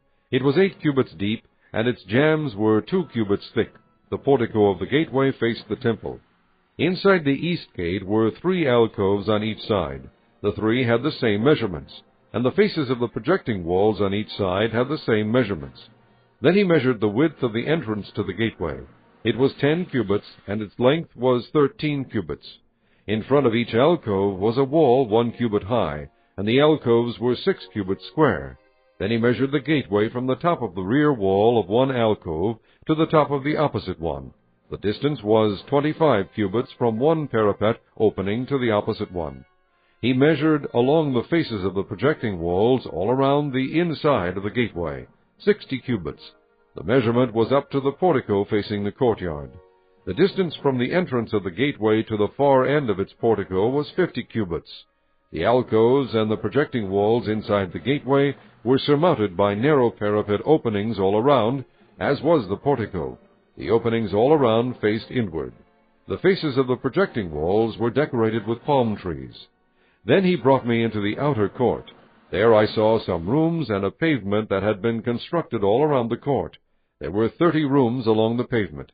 It abutted the sides of the gateways and was as wide as they were long. This was the lower pavement. Then he measured the distance from the inside of the lower gateway to the outside of the inner court. It was 100 cubits on the east side as well as on the north. Then he measured the length and width of the gate facing north, leading into the outer court. Its alcoves, 3 on each side, its projecting walls, and its portico had the same measurements as those of the first gateway. It was 50 cubits long and 25 cubits wide. Its openings, its portico, and its palm tree decorations had the same measurements as those of the gate facing east. 7 steps led up to it, with its portico opposite them. There was a gate to the inner court facing the north gate, just as there was on the east. He measured from one gate to the opposite one. It was 100 cubits. Then he led me to the south side, and I saw a gate facing south. He measured its jambs and its portico, and they had the same measurements as the others. The gateway and its portico had narrow openings all around, like the openings of the others. It was 50 cubits long and 25 cubits wide. 7 steps led up to it, with its portico opposite them. It had palm tree decorations on the faces of the projecting walls on each side. The inner court also had a gate facing south, and he measured from this gate to the outer gate on the south side. It was 100 cubits. Then he brought me into the inner court through the south gate, and he measured the south gate. It had the same measurements as the others. Its alcoves, its projecting walls, and its portico had the same measurements as the others. The gateway and its portico had openings all around. It was 50 cubits long and 25 cubits wide. The porticos of the gateway around the inner court were 25 cubits wide and 5 cubits deep. Its portico faced the outer court. Palm trees decorated its jambs, and 8 steps led up to it. Then he brought me to the inner court on the east side, and he measured the gateway. It had the same measurements as the others. Its alcoves, its projecting walls, and its portico had the same measurements as the others. The gateway and its portico had openings all around. It was 50 cubits long and 25 cubits wide. Its portico faced the outer court. Palm trees decorated the jambs on either side, and 8 steps led up to it. Then he brought me to the north gate and measured it. It had the same measurements as the others, as did its alcoves, its projecting walls, and its portico, and it had openings all around. It was 50 cubits long and 25 cubits wide. Its portico faced the outer court. Palm trees decorated the jambs on either side, and 8 steps led up to it. A room with a doorway was by the portico in each of the inner gateways, where the burnt offerings were washed. In the portico of the gateway were 2 tables on each side, on which the burnt offerings, sin offerings, and guilt offerings were slaughtered. By the outside wall of the portico of the gateway, near the steps at the entrance to the north gateway, were 2 tables, and on the other side of the steps were 2 tables. So there were 4 tables on one side of the gateway, and 4 on the other, 8 tables in all, on which the sacrifices were slaughtered. There were also 4 tables of dressed stone for the burnt offerings, each a cubit and a half long, a cubit and a half wide, and a cubit high. On them were placed the utensils for slaughtering the burnt offerings and the other sacrifices. And double-pronged hooks, each a handbreadth long, were attached to the wall all around. The tables were for the flesh of the offerings. Outside the inner gate, within the inner court, were 2 rooms, one at the side of the north gate and facing south, and another at the side of the south gate and facing north. He said to me, "The room facing south is for the priests who have charge of the temple, and the room facing north is for the priests who have charge of the altar. These are the sons of Zadok, who are the only Levites who may draw near to the Lord to minister before him." Then he measured the court. It was square, 100 cubits long and 100 cubits wide, and the altar was in front of the temple. He brought me to the portico of the temple and measured the jambs of the portico. They were 5 cubits wide on either side. The width of the entrance was 14 cubits, and its projecting walls were 3 cubits wide on either side. The portico was 20 cubits wide, and 12 cubits from front to back. It was reached by a flight of stairs, and there were pillars on each side of the jambs.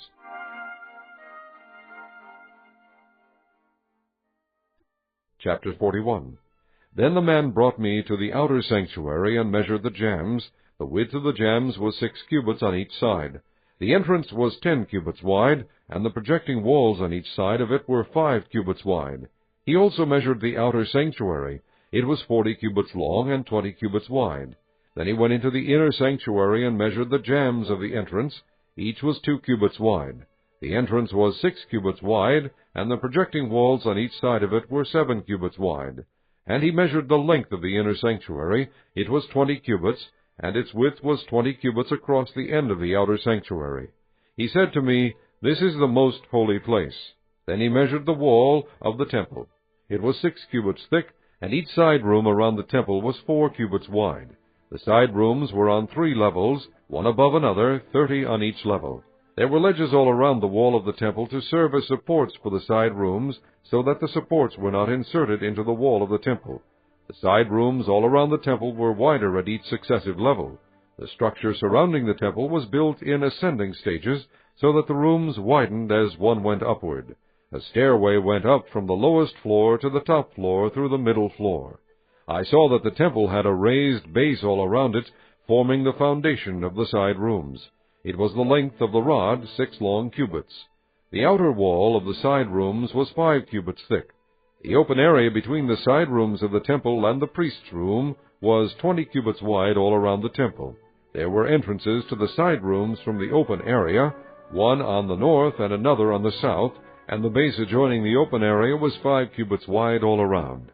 The building facing the temple courtyard on the west side was 70 cubits wide. The wall of the building was 5 cubits thick all around, and its length was 90 cubits. Then he measured the temple. It was 100 cubits long, and the temple courtyard and the building with its walls were also 100 cubits long. The width of the temple courtyard on the east, including the front of the temple, was 100 cubits. Then he measured the length of the building facing the courtyard at the rear of the temple, including its galleries on each side. It was 100 cubits. The outer sanctuary, the inner sanctuary, and the portico facing the court, as well as the thresholds and the narrow windows and galleries around the 3 of them, everything beyond and including the threshold was covered with wood. The floor, the wall up to the windows, and the windows were covered. In the space above the outside of the entrance to the inner sanctuary, on the walls at regular intervals, all around the inner and outer sanctuary, were carved cherubim and palm trees. Palm trees alternated with cherubim. Each cherub had 2 faces, the face of a man toward the palm tree on one side, and the face of a lion toward the palm tree on the other. They were carved all around the whole temple, from the floor to the area above the entrance. Cherubim and palm trees were carved on the wall of the outer sanctuary. The outer sanctuary had a rectangular door frame, and the one at the front of the most holy place was similar. There was a wooden altar 3 cubits high and 2 cubits square. Its corners, its base, and its sides were of wood. The man said to me, "This is the table that is before the Lord." Both the outer sanctuary and the most holy place had double doors. Each door had 2 leaves, 2 hinged leaves for each door. And on the doors of the outer sanctuary were carved cherubim and palm trees, like those carved on the walls, and there was a wooden overhang on the front of the portico. On the side walls of the portico were narrow windows with palm trees carved on each side. The side rooms of the temple also had overhangs. Chapter 42. Then the man led me northward into the outer court and brought me to the rooms opposite the temple courtyard and opposite the outer wall on the north side. The building, whose door faced north, was 100 cubits long and 50 cubits wide. Both in the section 20 cubits from the inner court and in the section opposite the pavement of the outer court, gallery faced gallery at the 3 levels. In front of the rooms was an inner passageway 10 cubits wide and 100 cubits long. Their doors were on the north. Now the upper rooms were narrower, for the galleries took more space from them than from the rooms on the lower and middle floors of the building. The rooms on the 3rd floor had no pillars, as the courts had, so they were smaller in floor space than those on the lower and middle floors. There was an outer wall parallel to the rooms and the outer court. It extended in front of the rooms for 50 cubits. While the row of rooms on the side next to the outer court was 50 cubits long, the row on the side nearest the sanctuary was 100 cubits long. The lower rooms had an entrance on the east side, as one enters them from the outer court. On the south side, along the length of the wall of the outer court adjoining the temple courtyard and opposite the outer wall, were rooms with a passageway in front of them. These were like the rooms on the north. They had the same length and width with similar exits and dimensions. Similar to the doorways on the north were the doorways of the rooms on the south. There was a doorway at the beginning of the passageway that was parallel to the corresponding wall extending eastward, by which one enters the room. Then he said to me, "The north and south rooms facing the temple courtyard are the priests' rooms, where the priests who approach the Lord will eat the most holy offerings. There they will put the most holy offerings, the grain offerings, the sin offerings, and the guilt offerings, for the place is holy. Once the priests enter the holy precincts, they are not to go into the outer court until they leave behind the garments in which they minister, for these are holy. They are to put on other clothes before they go near the places that are for the people." When he had finished measuring what was inside the temple area, he led me out by the east gate and measured the area all around. He measured the east side with a measuring rod. It was 500 cubits. He measured the north side. It was 500 cubits by the measuring rod. He measured the south side. It was 500 cubits by the measuring rod. Then he turned to the west side and measured. It was 500 cubits by the measuring rod. So he measured the area on all four sides. It had a wall around it 500 cubits long and 500 cubits wide, to separate the holy from the common. Chapter 43. Then the man brought me to the gate facing east, and I saw the glory of the God of Israel coming from the east. His voice was like the roar of rushing waters, and the land was radiant with his glory. The vision I saw was like the vision I had seen when he came to destroy the city, and like the visions I had seen by the Kibar River, and I fell face down. The glory of the Lord entered the temple through the gate facing east. Then the Spirit lifted me up and brought me into the inner court, and the glory of the Lord filled the temple. While the man was standing beside me, I heard someone speaking to me from inside the temple. He said, "Son of man, this is the place of my throne, and the place for the soles of my feet. This is where I will live among the Israelites forever. The house of Israel will never again defile my holy name, neither they nor their kings, by their prostitution and the lifeless idols of their kings at their high places. When they placed their threshold next to my threshold, and their doorpost beside my doorposts, with only a wall between me and them, they defiled my holy name by their detestable practices. So I destroyed them in my anger. Now let them put away from me their prostitution and the lifeless idols of their kings, and I will live among them forever. Son of man, describe the temple to the people of Israel, that they may be ashamed of their sins. Let them consider the plan, and if they are ashamed of all they have done, make known to them the design of the temple, its arrangement, its exits and entrances, its whole design, and all its regulations and laws. Write these down before them so that they may be faithful to its design and follow all its regulations. This is the law of the temple. All the surrounding area on top of the mountain will be most holy. Such is the law of the temple. These are the measurements of the altar in long cubits, that cubit being a cubit and a handbreadth. Its gutter is a cubit deep and a cubit wide, with a rim of 1 span around the edge. And this is the height of the altar. From the gutter on the ground up to the lower edge, it is 2 cubits high and a cubit wide, and from the smaller ledge up to the larger ledge, it is 4 cubits high and a cubit wide. The altar hearth is 4 cubits high, and 4 horns project upward from the hearth. The altar hearth is square, 12 cubits long and 12 cubits wide. The upper ledge also is square, 14 cubits long and 14 cubits wide, with a rim of half a cubit and a gutter of a cubit all around. The steps of the altar face east. Then he said to me, "Son of man, this is what the sovereign Lord says. These will be the regulations for sacrificing burnt offerings and sprinkling blood upon the altar when it is built. You are to give a young bull as a sin offering to the priests, who are Levites, of the family of Zadok, who come near to minister before me, declares the sovereign Lord. You are to take some of its blood and put it on the 4 horns of the altar, and on the 4 corners of the upper ledge, and all around the rim, and so purify the altar and make atonement for it. You are to take the bull for the sin offering, and burn it in the designated part of the temple area outside the sanctuary.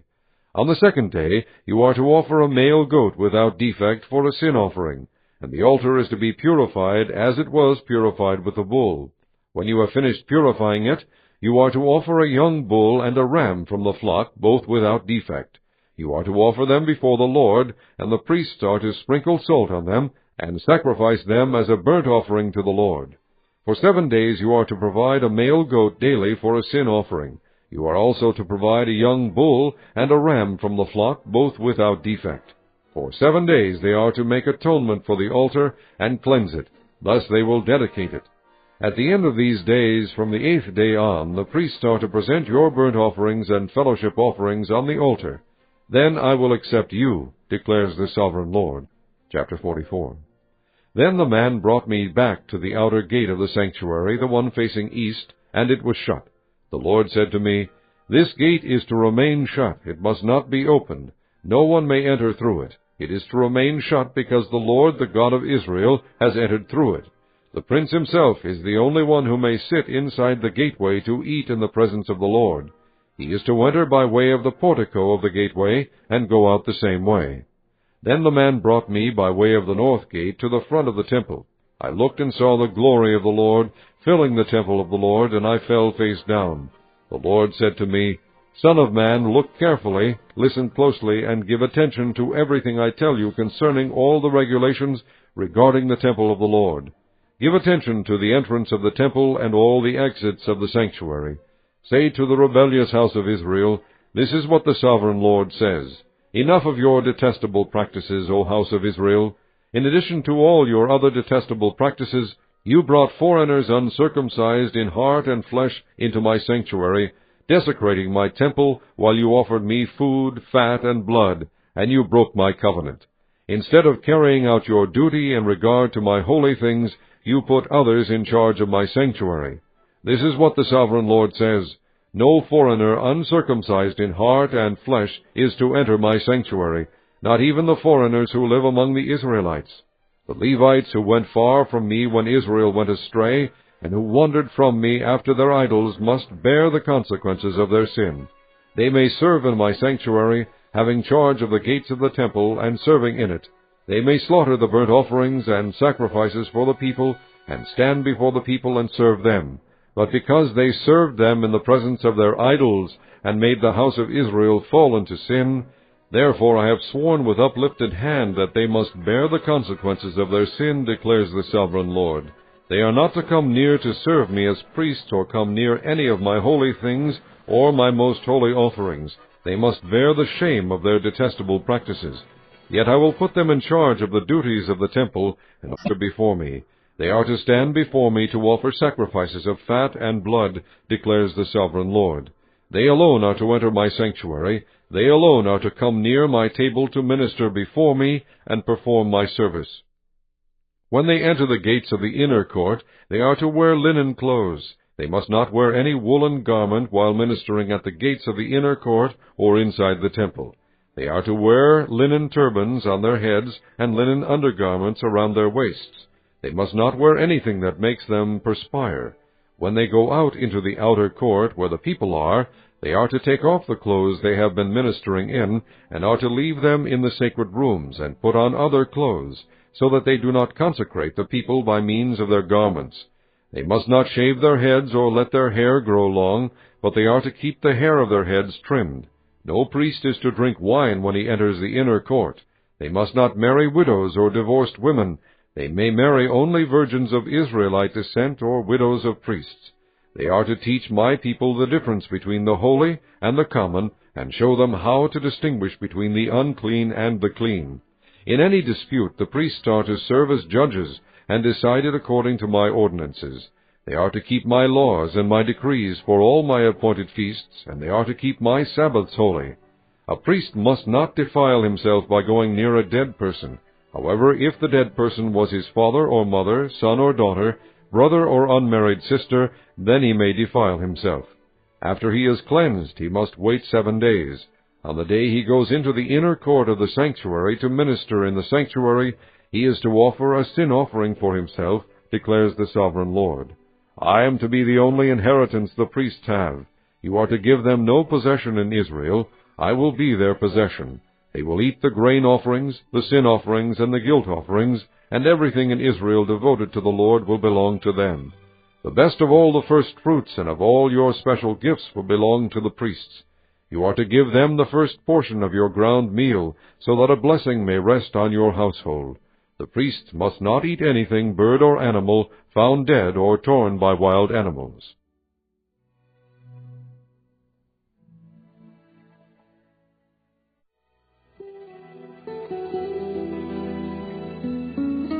Chapter 45. When you allot the land as an inheritance, you are to present to the Lord a portion of the land as a sacred district, 25,000 cubits long and 20,000 cubits wide. The entire area will be holy.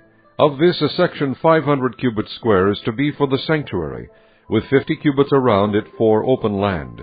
In the sacred district, measure off a section 25,000 cubits long and 10,000 cubits wide.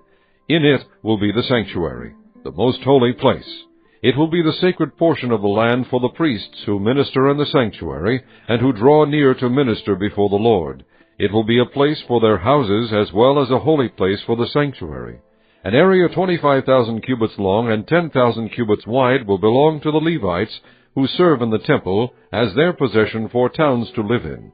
You are to give the city as its property an area 5,000 cubits wide and 25,000 cubits long, adjoining the sacred portion. It will belong to the whole house of Israel. The prince will have the land bordering each side of the area formed by the sacred district and the property of the city. It will extend westward from the west side and eastward from the east side, running lengthwise from the western to the eastern border, parallel to one of the tribal portions. This land will be his possession in Israel, and my princes will no longer oppress my people, but will allow the house of Israel to possess the land according to their tribes. This is what the sovereign Lord says. You have gone far enough, O princes of Israel. Give up your violence and oppression, and do what is just and right. Stop dispossessing my people, declares the sovereign Lord. You are to use accurate scales, an accurate ephah, and an accurate bath.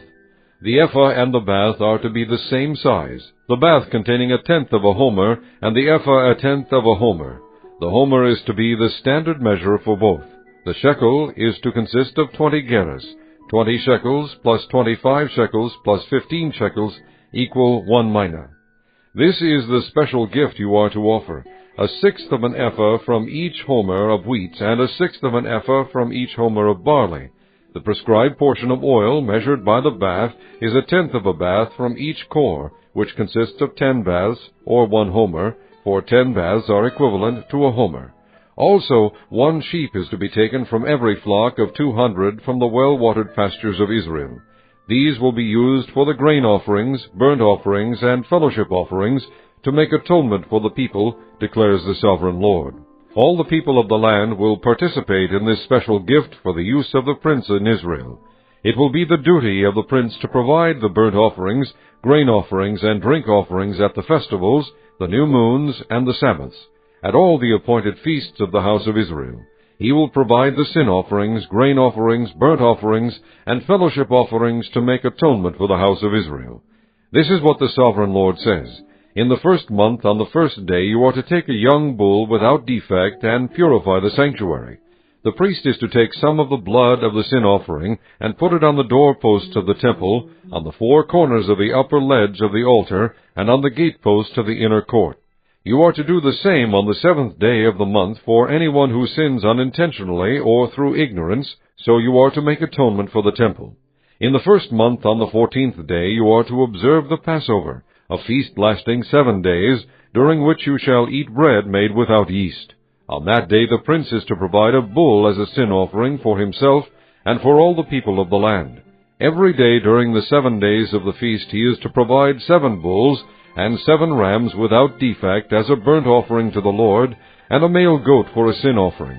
He is to provide as a grain offering an ephah for each bull, and an ephah for each ram, along with a hin of oil for each ephah. During the 7 days of the feast, which begins in the 7th month on the 15th day, he is to make the same provision for sin offerings, burnt offerings, grain offerings, and oil. Chapter 46.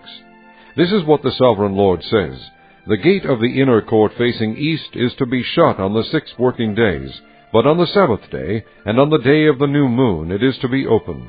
The prince is to enter from the outside through the portico of the gateway, and stand by the gatepost. The priests are to sacrifice his burnt offering and his fellowship offerings. He is to worship at the threshold of the gateway and then go out, but the gate will not be shut until evening. On the Sabbaths and new moons the people of the land are to worship in the presence of the Lord at the entrance to that gateway. The burnt offering the prince brings to the Lord on the Sabbath day is to be 6 male lambs and a ram, all without defect. The grain offering given with the ram is to be an ephah, and the grain offering with the lambs is to be as much as he pleases, along with a hin of oil for each ephah. On the day of the new moon he is to offer a young bull, 6 lambs, and a ram, all without defect. He is to provide as a grain offering 1 ephah with the bull, 1 ephah with the ram, and with the lambs as much as he wants to give, along with a hin of oil with each ephah. When the prince enters, he is to go in through the portico of the gateway, and he is to come out the same way. When the people of the land come before the Lord at the appointed feasts, whoever enters by the north gate to worship is to go out the south gate, and whoever enters by the south gate is to go out the north gate. No one is to return through the gate by which he entered, but each is to go out the opposite gate. The prince is to be among them, going in when they go in, and going out when they go out. At the festivals and the appointed feasts, the grain offering is to be an ephah with a bull, an ephah with a ram, and with the lambs as much as one pleases, along with a hin of oil for each ephah. When the prince provides a freewill offering to the Lord, whether a burnt offering or fellowship offerings, the gate facing east is to be opened for him. He shall offer his burnt offering or his fellowship offerings, as he does on the Sabbath day. Then he shall go out, and after he has gone out, the gate will be shut. Every day you are to provide a year-old lamb without defect for a burnt offering to the Lord. Morning by morning you shall provide it. You are also to provide with it morning by morning a grain offering, consisting of 1/6 of an ephah with 1/3 of a hin of oil to moisten the flour. The presenting of this grain offering to the Lord is a lasting ordinance. So the lamb and the grain offering and the oil shall be provided morning by morning for a regular burnt offering. This is what the sovereign Lord says. If the prince makes a gift from his inheritance to one of his sons, it will also belong to his descendants. It is to be their property by inheritance. If, however, he makes a gift from his inheritance to one of his servants, the servant may keep it until the year of freedom. Then it will revert to the prince. His inheritance belongs to his sons only. It is theirs. The prince must not take any of the inheritance of the people, driving them off their property. He is to give his sons their inheritance out of his own property, so that none of my people will be separated from his property. Then the man brought me through the entrance at the side of the gate to the sacred rooms facing north, which belonged to the priests, and showed me a place at the western end. He said to me, "This is the place where the priests will cook the guilt offering and the sin offering, and bake the grain offering, to avoid bringing them into the outer court and consecrating the people." He then brought me to the outer court and led me around to its 4 corners, and I saw in each corner another court. In the 4 corners of the outer court were enclosed courts, 40 cubits long and 30 cubits wide. Each of the courts in the 4 corners was the same size. Around the inside of each of the 4 courts was a ledge of stone, with places for fire built all around under the ledge. He said to me, "These are the kitchens where those who minister at the temple will cook the sacrifices of the people." Chapter 47. The man brought me back to the entrance of the temple, and I saw water coming out from under the threshold of the temple toward the east, for the temple faced east. The water was coming down from under the south side of the temple, south of the altar. He then brought me out through the north gate and led me around the outside of the outer gate facing east, and the water was flowing from the south side. As the man went eastward with a measuring line in his hand, he measured off 1,000 cubits, and then led me through water that was ankle deep. He measured off another 1,000 cubits, and led me through water that was knee deep. He measured off another 1,000, and led me through water that was up to the waist. He measured off another 1,000, but now it was a river that I could not cross, because the water had risen and was deep enough to swim in, a river that no one could cross. He asked me, "Son of man, do you see this?" Then he led me back to the bank of the river. When I arrived there, I saw a great number of trees on each side of the river. He said to me, "This water flows toward the eastern region and goes down into the Arabah, where it enters the sea. When it empties into the sea, the water there becomes fresh. Swarms of living creatures will live wherever the river flows. There will be large numbers of fish, because this water flows there, and makes the salt water fresh. So where the river flows, everything will live. Fishermen will stand along the shore. From En-Gedi to En-Eglaim there will be places for spreading nets. The fish will be of many kinds, like the fish of the great sea. But the swamps and marshes will not become fresh. They will be left for salt. Fruit trees of all kinds will grow on both banks of the river. Their leaves will not wither, nor will their fruit fail. Every month they will bear, because the water from the sanctuary flows to them. Their fruit will serve for food, and their leaves for healing. This is what the Sovereign Lord says. These are the boundaries by which you are to divide the land for an inheritance among the 12 tribes of Israel, with 2 portions for Joseph. You are to divide it equally among them. Because I swore with uplifted hand to give it to your forefathers, this land will become your inheritance. This is to be the boundary of the land. On the north side it will run from the great sea by Hethlon road, past Lebo-Hamath to Zedad, Berotha, and Sibraim, which lies on the border between Damascus and Hamath, as far as Hazer Hatekon, which is on the border of Hauran. The boundary will extend from the sea of Hazar-Enan along the northern border of Damascus, with the border of Hamath to the north. This will be the north boundary. On the east side the boundary will run between Hauran and Damascus, along the Jordan between Gilead and the land of Israel, to the eastern sea and as far as Tamar. This will be the east boundary. On the south side it will run from Tamar as far as the waters of Meribah Kadesh, then along the Wadi of Egypt to the Great Sea.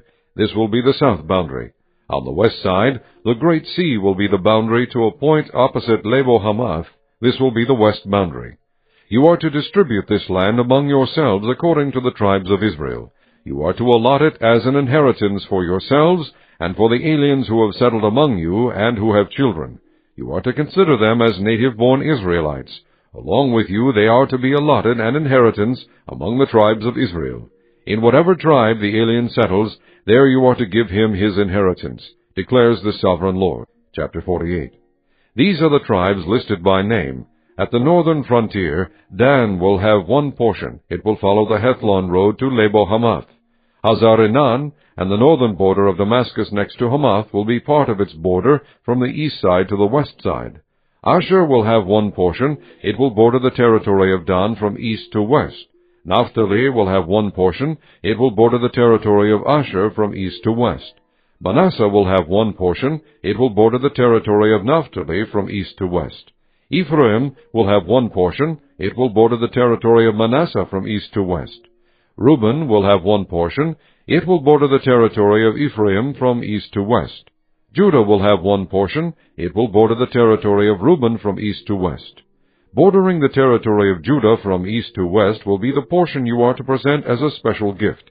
It will be 25,000 cubits wide, and its length from east to west will equal one of the tribal portions. The sanctuary will be in the center of it. The special portion you are to offer to the Lord will be 25,000 cubits long and 10,000 cubits wide. This will be the sacred portion for the priests.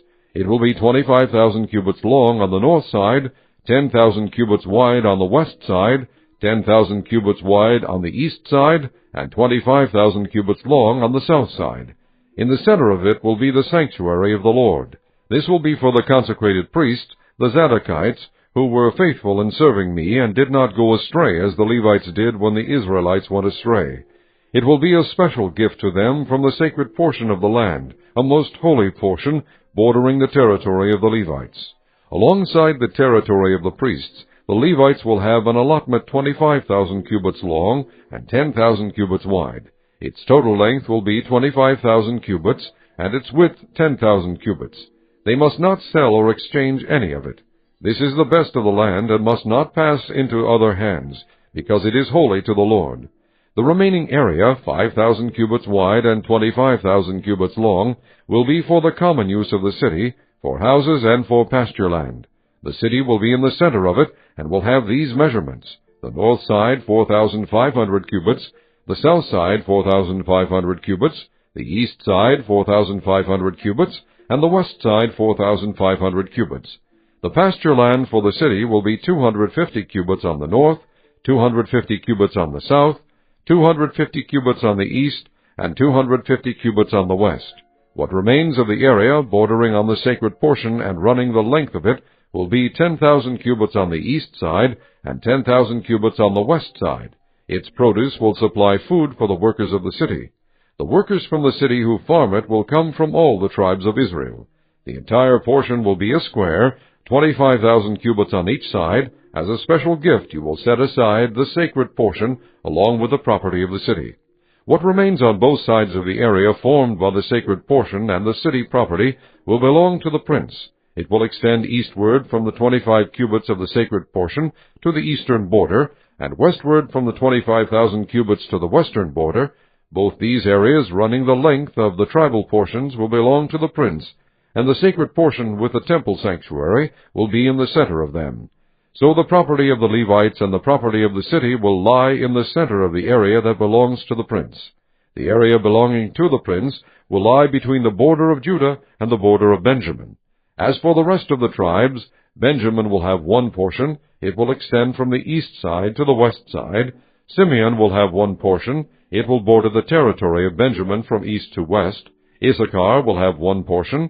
It will border the territory of Simeon from east to west. Zebulun will have one portion. It will border the territory of Issachar from east to west. Gad will have one portion. It will border the territory of Zebulun from east to west. The southern boundary of Gad will run south from Tamar to the waters of Meribah Kadesh, then along the Wadi of Egypt to the Great Sea. This is the land you are to allot as an inheritance to the tribes of Israel, and these will be their portions, declares the sovereign Lord. These will be the exits of the city. Beginning on the north side, which is 4,500 cubits long, the gates of the city will be named after the tribes of Israel. The 3 gates on the north side will be the gate of Reuben, the gate of Judah, and the gate of Levi.